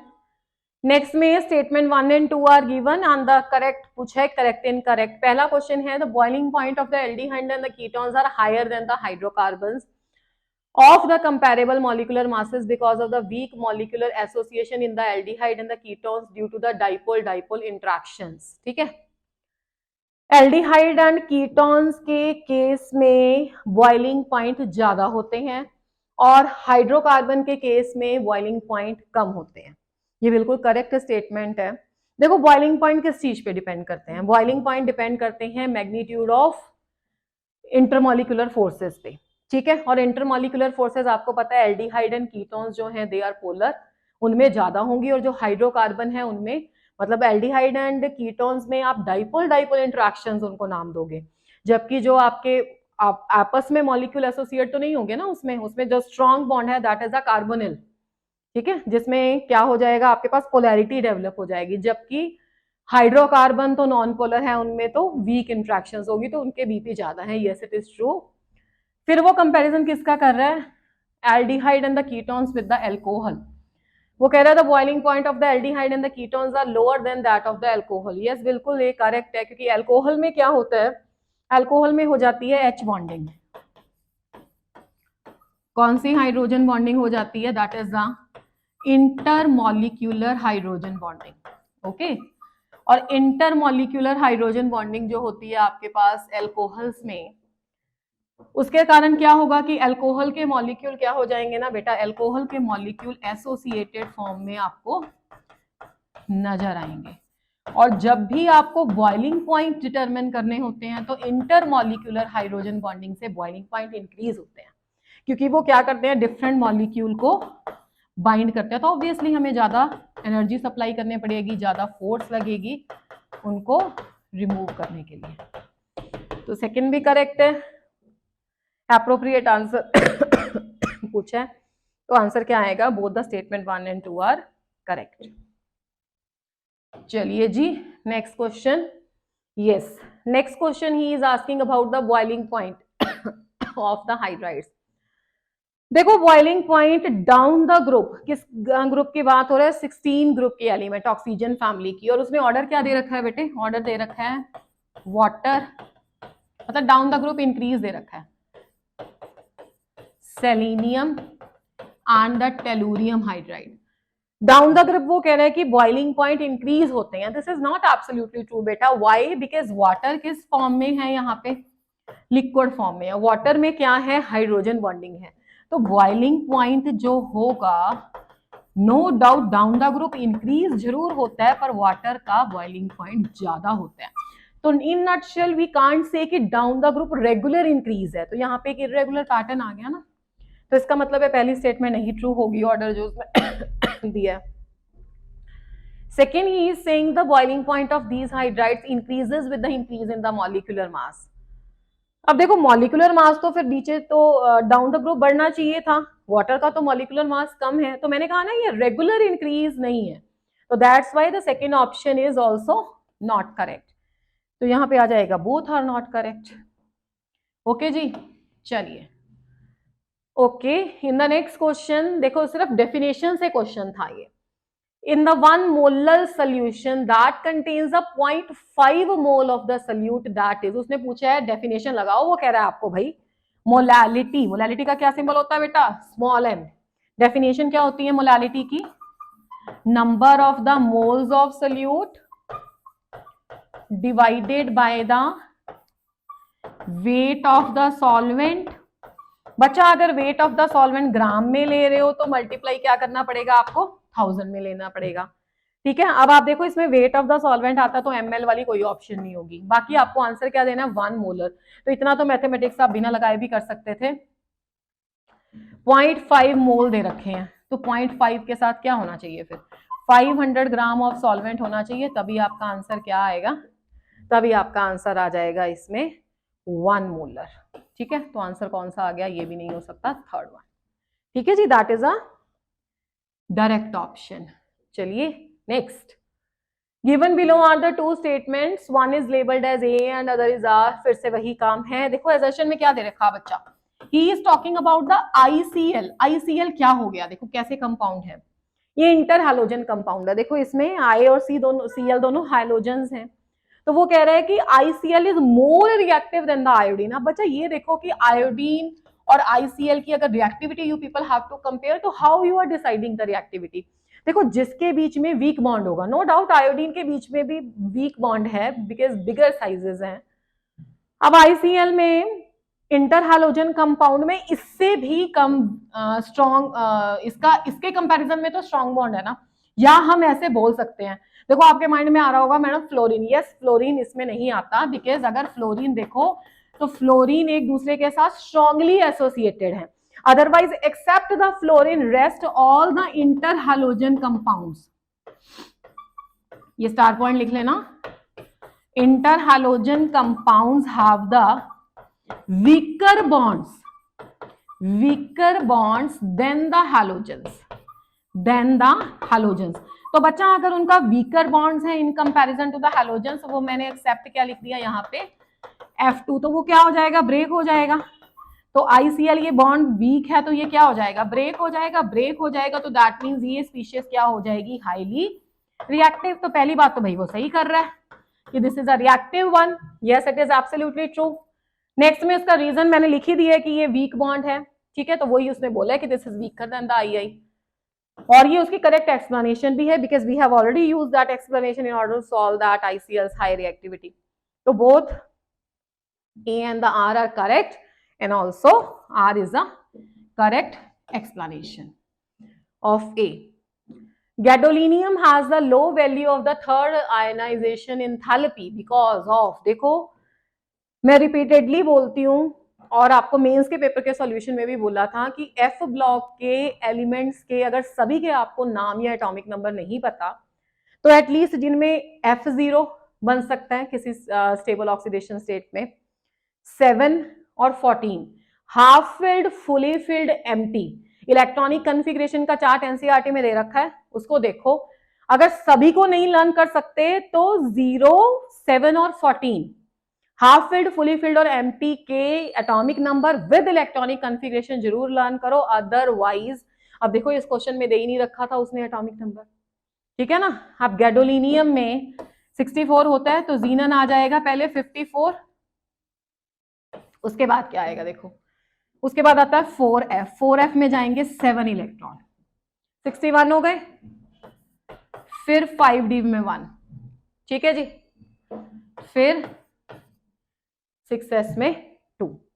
ठीक है जी, तो ये आपकी इलेक्ट्रॉनिक कन्फिग्रेशन आ गई। अब जब इलेक्ट्रॉन को रिमूव करना है, अगर ये इलेक्ट्रॉनिक कन्फिग्रेशन नहीं लिखनी आएगी तो आप क्वेश्चन ही नहीं कर पाओगे। तो अगर इलेक्ट्रॉन को रिमूव करना है तो इसका मतलब है देखो पहले 2 इलेक्ट्रॉन इसमें गए, फिर उसके बाद इसमें गए। अगर मैं गैडोलिनियम +3 की बात करूं तो मेरे पास ये कन्फिग्रेशन आती है 4F7।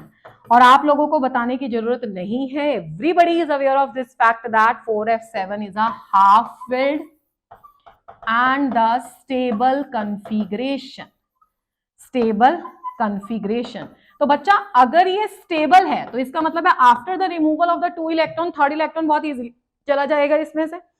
बट दिक्कत यह है कि ऑप्शन में ऐसा कुछ दे ही नहीं रखा था। तो हाफ फिल्ड भी स्टेबल क्यों है, इसके पीछे रीजन क्या है? देखो half filled electronic configuration stable इसलिए होती है क्योंकि उसके पास एक तो सिमेट्री है।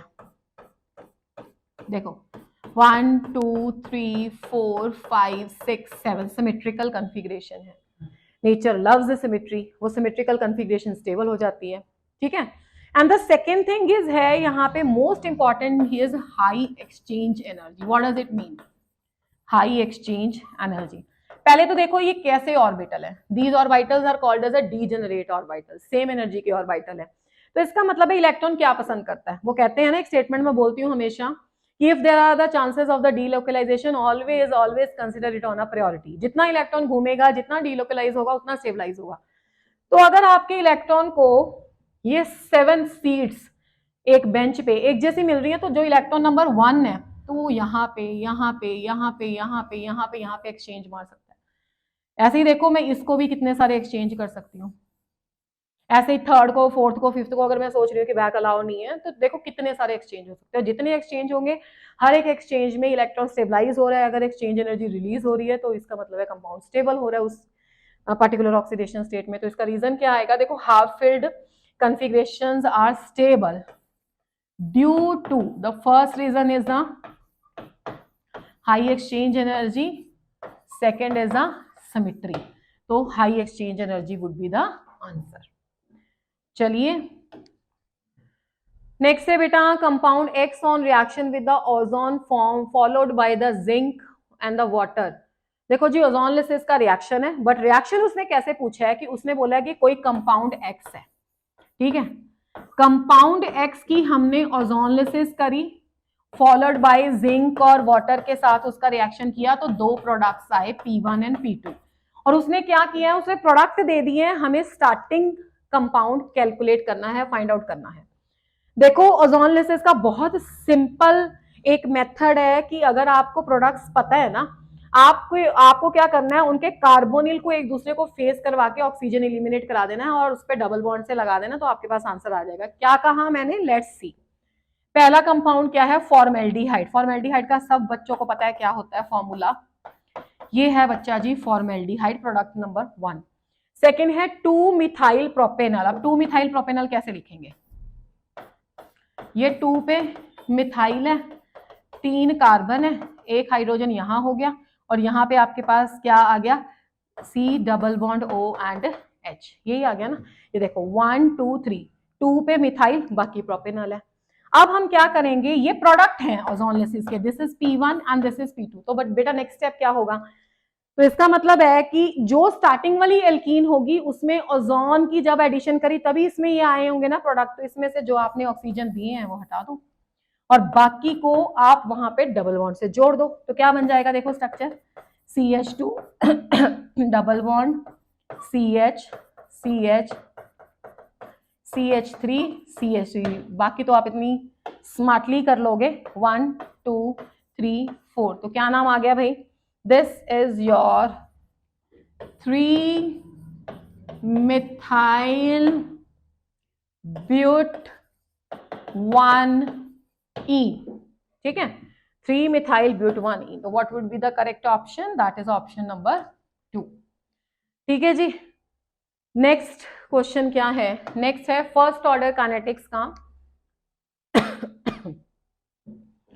बच्चा इनिशियल कंसंट्रेशन दे रखी है 0.1, concentration at any time t दे रखी है 0.001 और टाइम भी दे रखा है 5 मिनट। टाइम को कन्वर्ट करने की कोई जरूरत नहीं है क्योंकि उसने रेट कांस्टेंट पर मिनट में ही पूछा हुआ है। तो never convert, you don't have to convert it in seconds, ठीक है। फालतू की कैलकुलेशन में नहीं फंसना। बाकी आपको सबको पता है integrated rate law equation for the first order, K1 2.303 by T log of क्या होता है बच्चा जी? A0 बाई AT, ठीक है जी। Initial concentration divided by the concentration at any time t। तो let's check it out. 2.303 divided by 5, log of starting कितनी थी? 0.1, इसको 10⁻⁻1 लिख लो। 0.001 10⁻⁻3 लिख लो। This is 2.303 divided by 5 log of 10⁻²। तो 2.303 डिवाइडेड बाय 5, 2 log 10 हो जाएगा। log 10 आपको पता है 1 है। क्या आएगा? 6 आएगा, 0 आएगा, 6 आएगा, पॉइंट आएगा, 4 आएगा, 5 आएगा, 9 आएगा, 2 आएगा, 1 आएगा, 2 आएगा, 0.9212 पर minute. Let's check out the option. Yes, it is option number 3. Okay ji. Let's check out the next question. In the neutral or the faintly alkaline medium, KMnO4 oxidizes iodide to iodate. देखो ये question तो हम करेंगे ही. एक और important बात बता देती हूँ, डाइक्रोमेट और पोटाशियम परमैंगनेट. डाइक्रोमेट के लिए सिर्फ चाहे आप एसिडिक मीडियम में, जैसे ये as a oxidizing agent act करता है, उसकी इक्वेशन, और पोटाशियम परमैंगनेट के लिए एनसीईआरटी में 3 इक्वेशन दे रखी हैं, एसिडिक, फेयरली एल्केलाइन और द न्यूट्रल वन. वो इक्वेशन में क्या क्या उसकी बैलेंसिंग है और कैसे क्या प्रोडक्ट बनता है, क्या ऑक्सीडेशन स्टेट चेंज होती है, वो आप जरूर कर लेना इस वाले एग्जाम के लिए भी. अब देखो, अगर पता होता, आप 1 मिनट में कर लेते हैं. क्वेश्चन में कुछ नहीं था. KMnO4 अगर आपके पास बेसिक है मीडियम तो ये MnO2 में कन्वर्ट होता है. ठीक है. अब मैं चाहे ना भी इसमें बैलेंसिंग करूं, देखो आपके पास क्या आ जाएगी. इसकी ऑक्सीडेशन स्टेट सबको पता है +7 होती है, इसकी ऑक्सीडेशन स्टेट होती है +4. तो क्या आ गया, +7 to +4. ठीक है. कंप्लीट इक्वेशन हमें चाहिए ही नहीं थी. In the next question, what is being given? The volume is a 10 liter. वो बोल रहा है 10 liter of the flask contains the 64 gram of the oxygen. So the given weight of the oxygen is the 64 gram.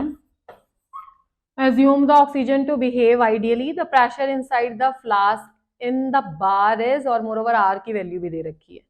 ठीक है जी. तो volume दिया हुआ था और आपके पास rest, what is being given, rest आपको चाहिए इसमें.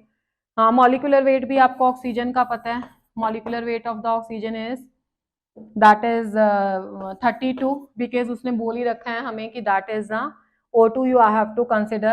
Now if you are going to apply PV is equal to nRT, बच्चा जी आपको कैलकुलेट क्या करना है, P that is nRT by V. And how we are going to calculate n तो यहीं पे ही कैलकुलेट कर लो. 64 by 32 that gives us the 2. तो 2 multiplied by R's value is given 0.0831 and the temperature भी आपको पता है स्टैंडर्ड कंडीशन अच्छा से 27 दे रखा है. ठीक है जी. 27 दे रखा है. केल्विन में कितना हो जाएगा, 300 हो जाएगा. ठीक है जी. और उसके बाद वॉल्यूम था 10 litre. Now this you have to solve and when you are going to solve that ये 4.9 कुछ आता है अप्रॉक्सीमेटली. तो that will be the option number 1. ठीक है. बहुत आसान था question. Ideal gas you have to apply और हो जाता. नेक्स्ट देखो, in the Lucas test the primary, secondary and the tertiary alcohols are distinguished on the basis of the reactivity with the concentrated HCl and ZnCl2. Yes of course. अगर आपको 1 degree 2 degree 3 degree alcohols की testing करनी है तो आप Lucas test से करते हैं. होता क्या है लुकास टेस्ट की, अगर मेरे पास लेट इट बी की टर्शियरी अल्कोहल है, उसमें आप क्या डालते हो, HCl और एनहाइड्रस जिंक क्लोराइड, इसको लुकास रिएजेंट बोलते हैं. तो आपके पास क्या फॉर्म हो जाएगा, इसका क्लोरो कंपाउंड फॉर्म हो जाएगा. ठीक है. हाइड्रोक्साइड नीचे कर देते हैं इसको, आर कोई उस साइड पे लगा देते हैं Cl. ठीक है. तो ये क्या हो जाएगा, ये प्रेसिपिटेट हो जाएगा. प्रेसिपिटेट हो गया तो ऑब्जर्वेशन में आपके पास क्या हो जाएगी, आप क्लाउडीनेस बोल सकते हो इसको, और you can call it as a turbidity. ठीक है. टर्बिडिटी अपीयर हो जाएगी. तो बेटा ये रिएक्शन कॉपी पे लिखने में तो आपको लगेगा कि सबके लिए सेम है. आप यही रिएक्शन सेकेंडरी में भी कर सकते हो. सेकेंडरी में करोगे तो आपके पास क्या फॉर्म होगा, बाकी साथ में वाटर आ जाएगा. तो आपके पास आ जाएगा RCR H एंड Cl. और अगर प्राइमरी में करोगे तो भी ये प्रोडक्ट. ठीक है. बट मैंने कहा ना कि कॉपी पे तो आप कुछ भी लिख लो, कॉपी पे तो आप सोडियम लिख के ऊपर वाटर लिख दो, कोई फर्क थोड़ा पड़ेगा उसमें. बट एक्चुअली में देखते हैं लैब में उसका क्या ऑब्जर्वेशन आता है, दैट एक्चुअली मैटर्स. अब इसका ऑब्जर्वेशन ऐसे आया था बेटे कि फर्स्ट वाले केस में जो ये मैंने क्लाउडीनेस लिखी है या टर्बिडिटी लिखी है, जो एक्चुअली में इसके प्रेसिपिटेट की वजह से होती है, वो इमीडिएटली आ जाती है. That appears immediately. ये मैं ऑब्जर्वेशन की बात कर रही हूँ जो टेस्ट ट्यूब में देखा गया. ठीक है. और यहाँ पे मतलब दैट अपीयर आफ्टर 5 मिनट्स. और लास्ट वाले केस में देखो अगर रूम टेम्परेचर पे देखा जाए तो टर्बिडिटी आती नहीं है, ठीक है, वो only upon heating, only upon heating. तो इसका क्या मतलब हुआ, लॉजिक इसके बारे में बाद में देखेंगे, पहले बताओ इसका मीनिंग क्या हुआ। इसका यही मतलब हुआ ना कि फर्स्ट वाला तो इमीडिएटली मिक्स करने पे ही रिएक्ट कर गया, तो इसकी रिएक्टिविटी सबसे ज्यादा थी, देन दिस। ठीक है, अब इसके पीछे लॉजिक क्या है आपको पता है, OH प्रेजेंट है, HCl प्रेजेंट है, वाटर का रिमूवल होगा तो कार्बोकेटाइन फॉर्म होगा और स्टेबल कार्बोकेटाइन 3 डिग्री होता है। ठीक है, तो इसका मतलब है कि आपके पास रिएक्टिविटी का ऑर्डर आ गया 3 डिग्री, 2 डिग्री एंड 1 डिग्री। ये किसकी रिएक्टिविटी आ गई, ये अल्कोहल की रिएक्टिविटी आ गई। टुवार्ड विच टेस्ट आ गई, टुवार्ड लुकास टेस्ट आ गई। तो इसका मतलब है yes of course it can be used to distinguish, तो पहली बात तो सही है।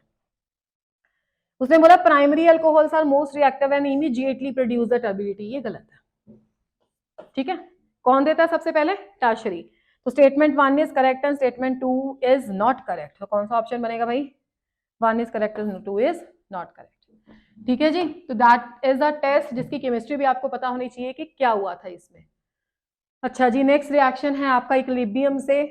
एक इक्विलिब्रियम दे रखा है, 3 oxygen in the gaseous state that is giving us 2 ozone in the gaseous state. For the above reaction at 298 Kelvin, Kc is found to be this. तो पहले तो बच्चा इसका Kc कैलकुलेट कर लो क्या होगा। तो this is O3 square divided by O2 cube. ठीक है, आप देखो कुछ दे रखा है क्या इसने, यस ऑफ कोर्स Kc ही दे रखा है। तो दैट इज 3.0 इंटू 10⁻⁻59। अच्छा, और क्या दे रखा है इसने, कंसंट्रेशन ऑफ ऑक्सीजन दे रखी है एट द इक्विलिब्रियम। ठीक है, तो इसका मतलब हुआ 3.0 into 10⁻⁻59, this is equal to O cube square divided by O2 का क्यूब। अब O2 है 0.040, 0.040 का क्यूब। देखो जी, अब इसका कैसे आंसर निकालोगे, that is a calculation. After that क्या हो जाएगा, पिक द येलो ओनली। अब O3 स्क्वायर को बस आपको ये फॉर्मूला आता था और कैलकुलेशन अगर आप क्रैक कर सकते हो तो क्वेश्चन इजी था। This is 3.0 into 10⁻⁻59 multiplied by 0.040 cube, and when you are going to have the answer for ozone concentration, so that will be the square root of 3 into 10⁻⁻59 into 0.040 cube. ठीक है जी, ये after that है। And when you are going to solve it, इसका जो answer आता है this is a option number 2। ठीक है, this is 4.38 into 10⁻⁻32. Get the calculation done and then verify your answer. चलिए, let's see the next. ये match the list था, hematite Fe2O3, magnetite Fe3O4, calamine zinc carbonate, kaolinite aluminium hydroxide and silicon oxide. अब देखो कौन match करता है, A2 गया 3, ये 2 ऑप्शन है तो पहली दूसरी नहीं हो सकती। B2 गया आपका 1, ये भी नहीं हो, देखो 2 तक सेम है। कैलामाइन में गया फिर जिंक कार्बोनेट यानी कि 2, तो that means 3 would be the answer. चलिए, let's see the next. Copper crystallizes in the FCC unit cell with the edge length of 3.608 into 10⁻⁻8 centimeter. Density of the copper is given. Atomic mass of copper is. ठीक है जी, तो क्या आ जाएगा, density में बोलते हैं ना जमना का फॉर्मूला लगाना है, जम ना। ठीक है जी, क्यूब कर दो, इसको ऐसे लिखो ना, जम ना फिर क्यूब। ठीक है जी, बाकी रो कितना दे रखा था इसमें, फॉर्मूला याद करने की ट्रिक भी बता दी आपको। यूनिट चेक कर लेना, ये भी सेंटीमीटर है और वो भी सेंटीमीटर है। कौन सा स्ट्रक्चर है बच्चा, FCC, और FCC में आप लोगों को पता है Z कितना होता है, 4 होता है। 4 M हमें कैलकुलेट करना है, 6.023 इंटू 10⁻23, और A की वैल्यू कितनी दे रखी है, 3.608 इंटू 10⁻⁻8। ठीक है, and when you are going to solve that, तो इस कैलकुलेशन में मॉलिक्यूलर मास कॉपर का आफ्टर द कैलकुलेशन आता है 63.1 units. That is option number 2. Yes, the next question is regarding the IUPAC name. 1, okay, 1, 2. इस तरीके से हमारे पास बॉन्ड लाइन नोटेशन है और यहाँ पे OH ग्रुप है, दिस Cl. ओके, तो कहाँ से नंबरिंग स्टार्ट करेंगे? OH को देखो दोनों साइड से 3 पोजीशन मिल रही है, वहां पे अल्फाबेटिकली Br पहले आता है, तो 1, 2, 3, 4, 5 एंड 6. तो कैसे आएगा बेटा? अल्फाबेटिकली नाम लिखेंगे, 1 bromo and then is 5 Ca पहले आता है, उससे क्लोरो, फिर मिथाइल आएगा एंड बच्चा जी 6 है तो हेक्स एन 3O. और फटाफट से ऑप्शन मैच करेंगे, 1 ब्रोमो वाली ये 2 नहीं हो सकते, 5 क्लोरो, ऑप्शन नंबर 2. चलिए इन द नेक्स्ट क्वेश्चन, ये इलेक्ट्रोकेमिस्ट्री से है क्वेश्चन. नर्स्ट इक्वेशन देखो अप्लाई होगी, ईएमएफ ऑफ द सेल निकालनी है. कैसे निकालेंगे? E is equal to E not minus 0.0591 ही मैं लिख देती हूँ, आपको पता भी था, वैसे दिया भी हुआ है इसने क्वेश्चन में, ठीक है, divided bye n log of, ऐसा सब सब्स्टिट्यूट कर ही लेते हैं इक्वेशन से. कितने इलेक्ट्रॉन्स का चेंज है बच्चा जी? इट इज सिल्वर +1 में होता है ऑक्सीडेशन स्टेट, उसकी +1 to 0 है, बट 2 सिल्वर है और निकल +2 है. वैसे भी इक्वेशन बैलेंस्ड है, तो जितने से ऑक्सीडेशन होगी उतनी रिडक्शन, तो divided by 2 log of product side क्या है बच्चा? निकल, तो निकल आयन है, डिवाइडेड बाय सिल्वर आयन है. Never ever forget to give the square. बहुत सारे स्टूडेंट एक्साइटमेंट में ये छोड़ देते हैं और आपका आंसर रॉन्ग हो जाता है, और जो क्वेश्चन आपको आता है उसमें भी आप -5 करवा लोगे. तो दिस वैल्यू इज गिवन 10.5, 0.0295 लिख देते हैं इसको, डिवाइडेड बाय 2 करके लॉग ऑफ निकल 2+ की कंसंट्रेशन कितनी है? 10⁻³ सिल्वर प्लस की कंसंट्रेशन कितनी है बच्चा जी? That is again 10⁻³. देखो अगर आपने इसको स्क्वायर नहीं लिखा होगा ना तो आप दोनों को कैंसिल कर दोगे, ठीक है, बट यहाँ पे क्या था? स्क्वायर था. इसका सॉल्यूशन क्या आ जाएगा? मैं साइड पे कर देती हूँ, 10⁻³ डिवाइडेड बाय 10⁻6, ये आपके पास 10⁻3 आ जाएगा, ठीक है. तो क्या हो जाएगा बेटा? 10.5 माइनस 0.0295, तो ये हो गया log of 10⁻3, that you already know, यहाँ पे 3 आ जाएगा. 10.5 माइनस 0.0295 मल्टीप्लाइड बाय 3. देखिए जी इसका नेक्स्ट क्या आएगा कैलकुलेशन, 10.5 माइनस 5 3 15 8 0.0, ठीक है, ऐसा कुछ आया इसका. इसको रफली कैलकुलेट कर लेते हैं कितना आता है, ताकि मिस्टेक ना करें हम.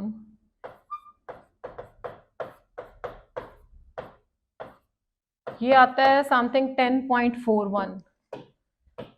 10.41. Let's check out the option. Option में किसी में ये नहीं है, तो मेरे ख्याल से ऑप्शन में इस वाले सेट में प्रॉब्लम थी. आप इसका आंसर नोट कर लो एंड चेक इट आउट, ठीक है जी. चलिए next, the order of the energy absorbed which is responsible for the colour of the complex is.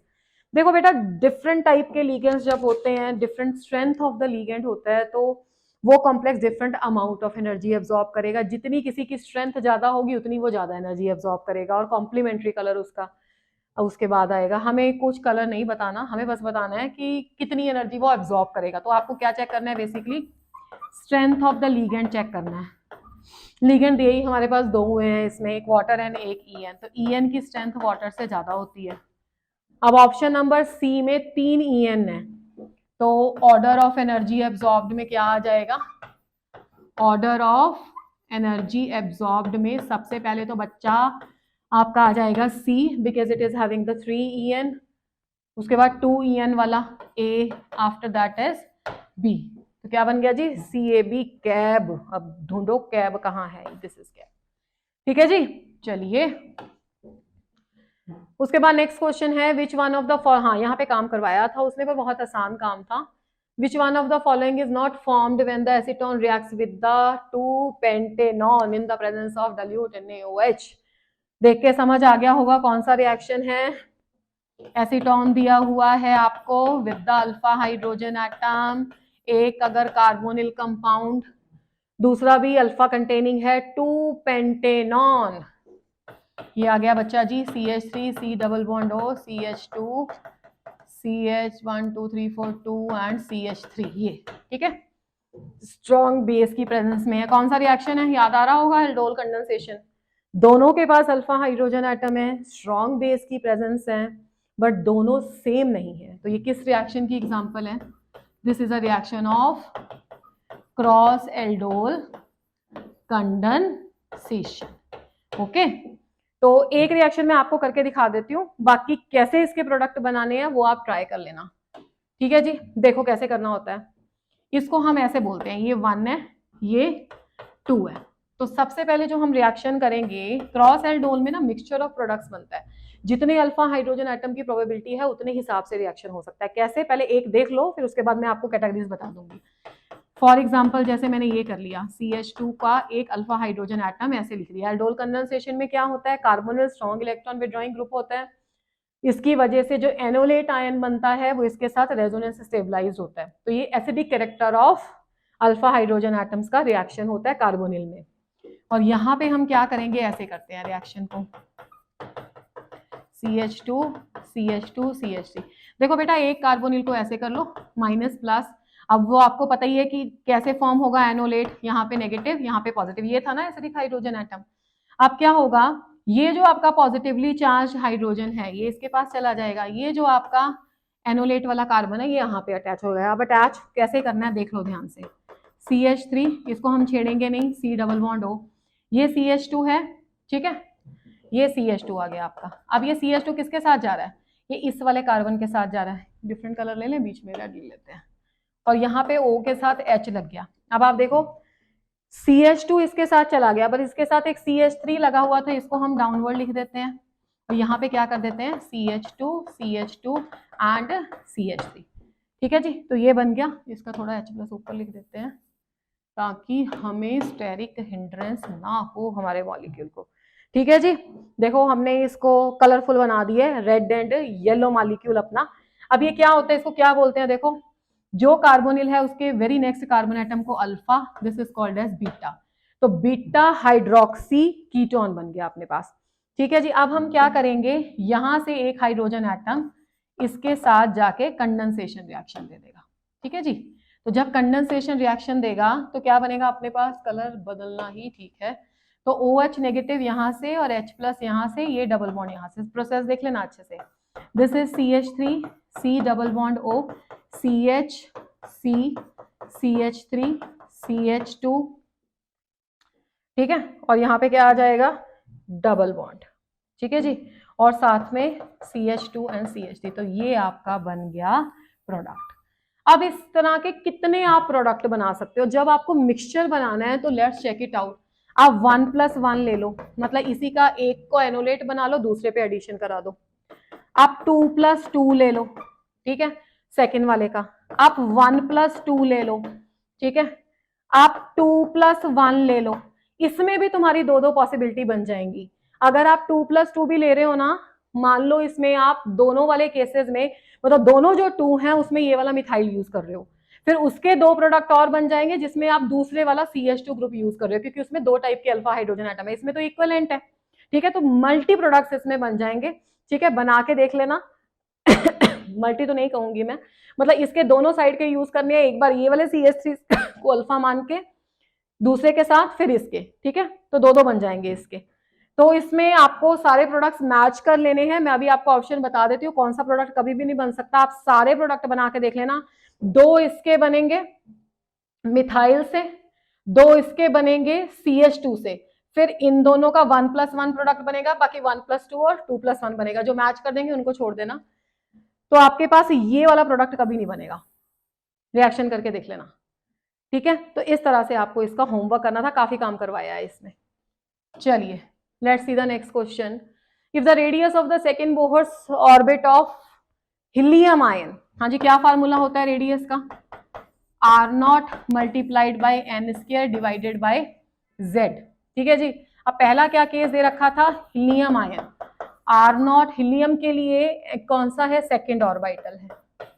ठीक है, और हीलियम के लिए ये 2 है। दूसरा क्या दे रखा बच्चा हमें, third orbital of lithium, lithium 2+, ठीक है जी, और थर्ड ऑर्बिटल, तो दिस इज 3 स्क्वायर, बाकी हाइड्रोजन हीलियम लिथियम तो ये हो गया 3, बाकी आपको कुछ भी नहीं करना, एक का दे रखा है दूसरे के साथ कैलकुलेशन करनी है, इसको डिवाइड कर दो 2 प्लस आर नॉट कैंसल, ये क्या रह जाएगा 4/2 यानी कि 2, ये 9/3 यानी कि 3।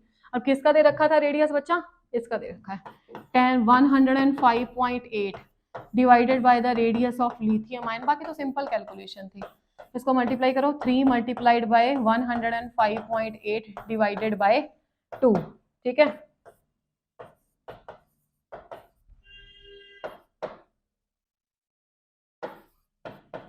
वन 158.7, यस, तो ये 158.7 आ जाएगा, ठीक है जी। अच्छा हाँ, एक बात और भाई, 158.7 तो आ गया आपका, and you have to be very much careful about the units also, कि क्या दे रखा था, पहले वाले का यूनिट क्या दे रखा है, एक बार इसको क्रॉस चेक कर लेते हैं बेटा। पहले वाले का यूनिट दे रखा है 105.8 पिकोमीटर, तो फिर ध्यान से करना है काम, तो यानी कि अगर 1 पिकोमीटर में था तो ये भी आंसर आपका क्या आ जाएगा, पिकोमीटर में आएगा। अब पिकोमीटर क्या होता है जी, पिकोमीटर होता है 158.7 इंटू 10⁻⁻12 मीटर, ठीक है, ये पिकोमीटर है। अब पिकोमीटर की तो आपकी कोई ऑप्शन मैच नहीं कर रही है, तो हम क्या करेंगे, इसको एंगस्ट्रॉम में कन्वर्ट करके देख लेते हैं। 158.7 क्या करेंगे, देखो इसको 10⁻⁻2 और 10⁻10 आ जाएगा, तो अगर इस वाले फैक्टर का सोल्यूशन निकालें, आप आराम से करना है, मिस्टेक नहीं होनी चाहिए, ऐसा नहीं होना चाहिए आता आता क्वेश्चन आप गलत कर दो, तो ये आपका बन जाएगा 1.587 एंगस्ट्रॉम में,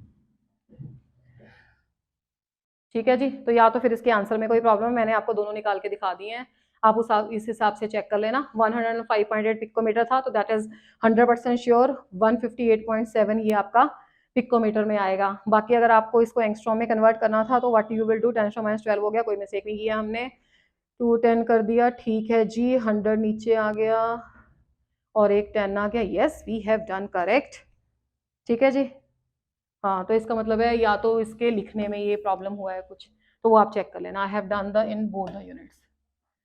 चलिए, the pollution due to the oxides of the sulphur gets enhance due to the presence of, ये सब बच्चों ने पढ़ रखा है एनवायरमेंटल में, पार्टिकुलेट मैटर भी होता है, ओजोन भी होता है, हाइड्रोजन परऑक्साइड भी होता है। ओजोन से क्या होगा, आपके पास सल्फर डाइऑक्साइड सल्फर ट्राइऑक्साइड में कन्वर्ट होगा, और अगर आप इसको करते हो हाइड्रोजन परऑक्साइड से तो सल्फ्यूरिक एसिड बन जाएगा, तो हाइड्रोकार्बन जिसमें नहीं है वो ऑप्शन ले लो, ए बी डी वाली आनी चाहिए भाई, थर्ड। चलिए, let's see the next one, the product formed from the following reaction, क्या दिया हुआ है हमें यहाँ पे दिया हुआ है जी साइनाइड, और जो पहला रिएजेंट यूज कर रहा है reducing agent lithium aluminium hydride और वाटर, क्या बनेगा, लिथियम एल्यूमिनियम हाइड्राइड बच्चा साइनाइड की रिडक्शन करता है, ठीक है जी। साइनाइड था तो एक कार्बन इसमें असेंडिंग ऑफ अ चेन हो जाएगा, एक कार्बन बढ़ जाएगा, तो ये बन गया आपके पास एमीन्स, ये वन प्रोडक्ट आ गया। उसके बाद क्या कह रहा है, करो डायजोटाइजेशन की कंडीशन है NaNO2 और HCl, वहां पे क्या आ जाएगा बेटा, वहां पे आ जाएगा CH2N2 प्लस और X नेगेटिव, मैंने X लिख दिया, हम Cl ही लिख देते हैं क्योंकि Cl दिया हुआ था, ठीक है जी, Cl नेगेटिव। लास्ट में क्या करना है, हाइड्रोलिसिस, हाइड्रोलिसिस से क्या बन जाएगा, ये benzyl alcohol, this is CH2OH, okay. देखो फिर कौन सी ऑप्शन है, पहली ऑप्शन है, this is a first option. Next, okay, no next question, एक बार फिर से चेक कर ले, यस। तो with this we have done with the solution of 2022 paper. तो बेटा आई होप कि आप लोगों ने बहुत अच्छे से अपने क्वेश्चंस को रिवाइज किया होगा, और जहां जहां पे भी आपको प्रॉब्लम लगी होगी तो I have made the solution of the entire paper, that will definitely help you. Okay beta, keep on revising, keep on learning, bye bye, thank you.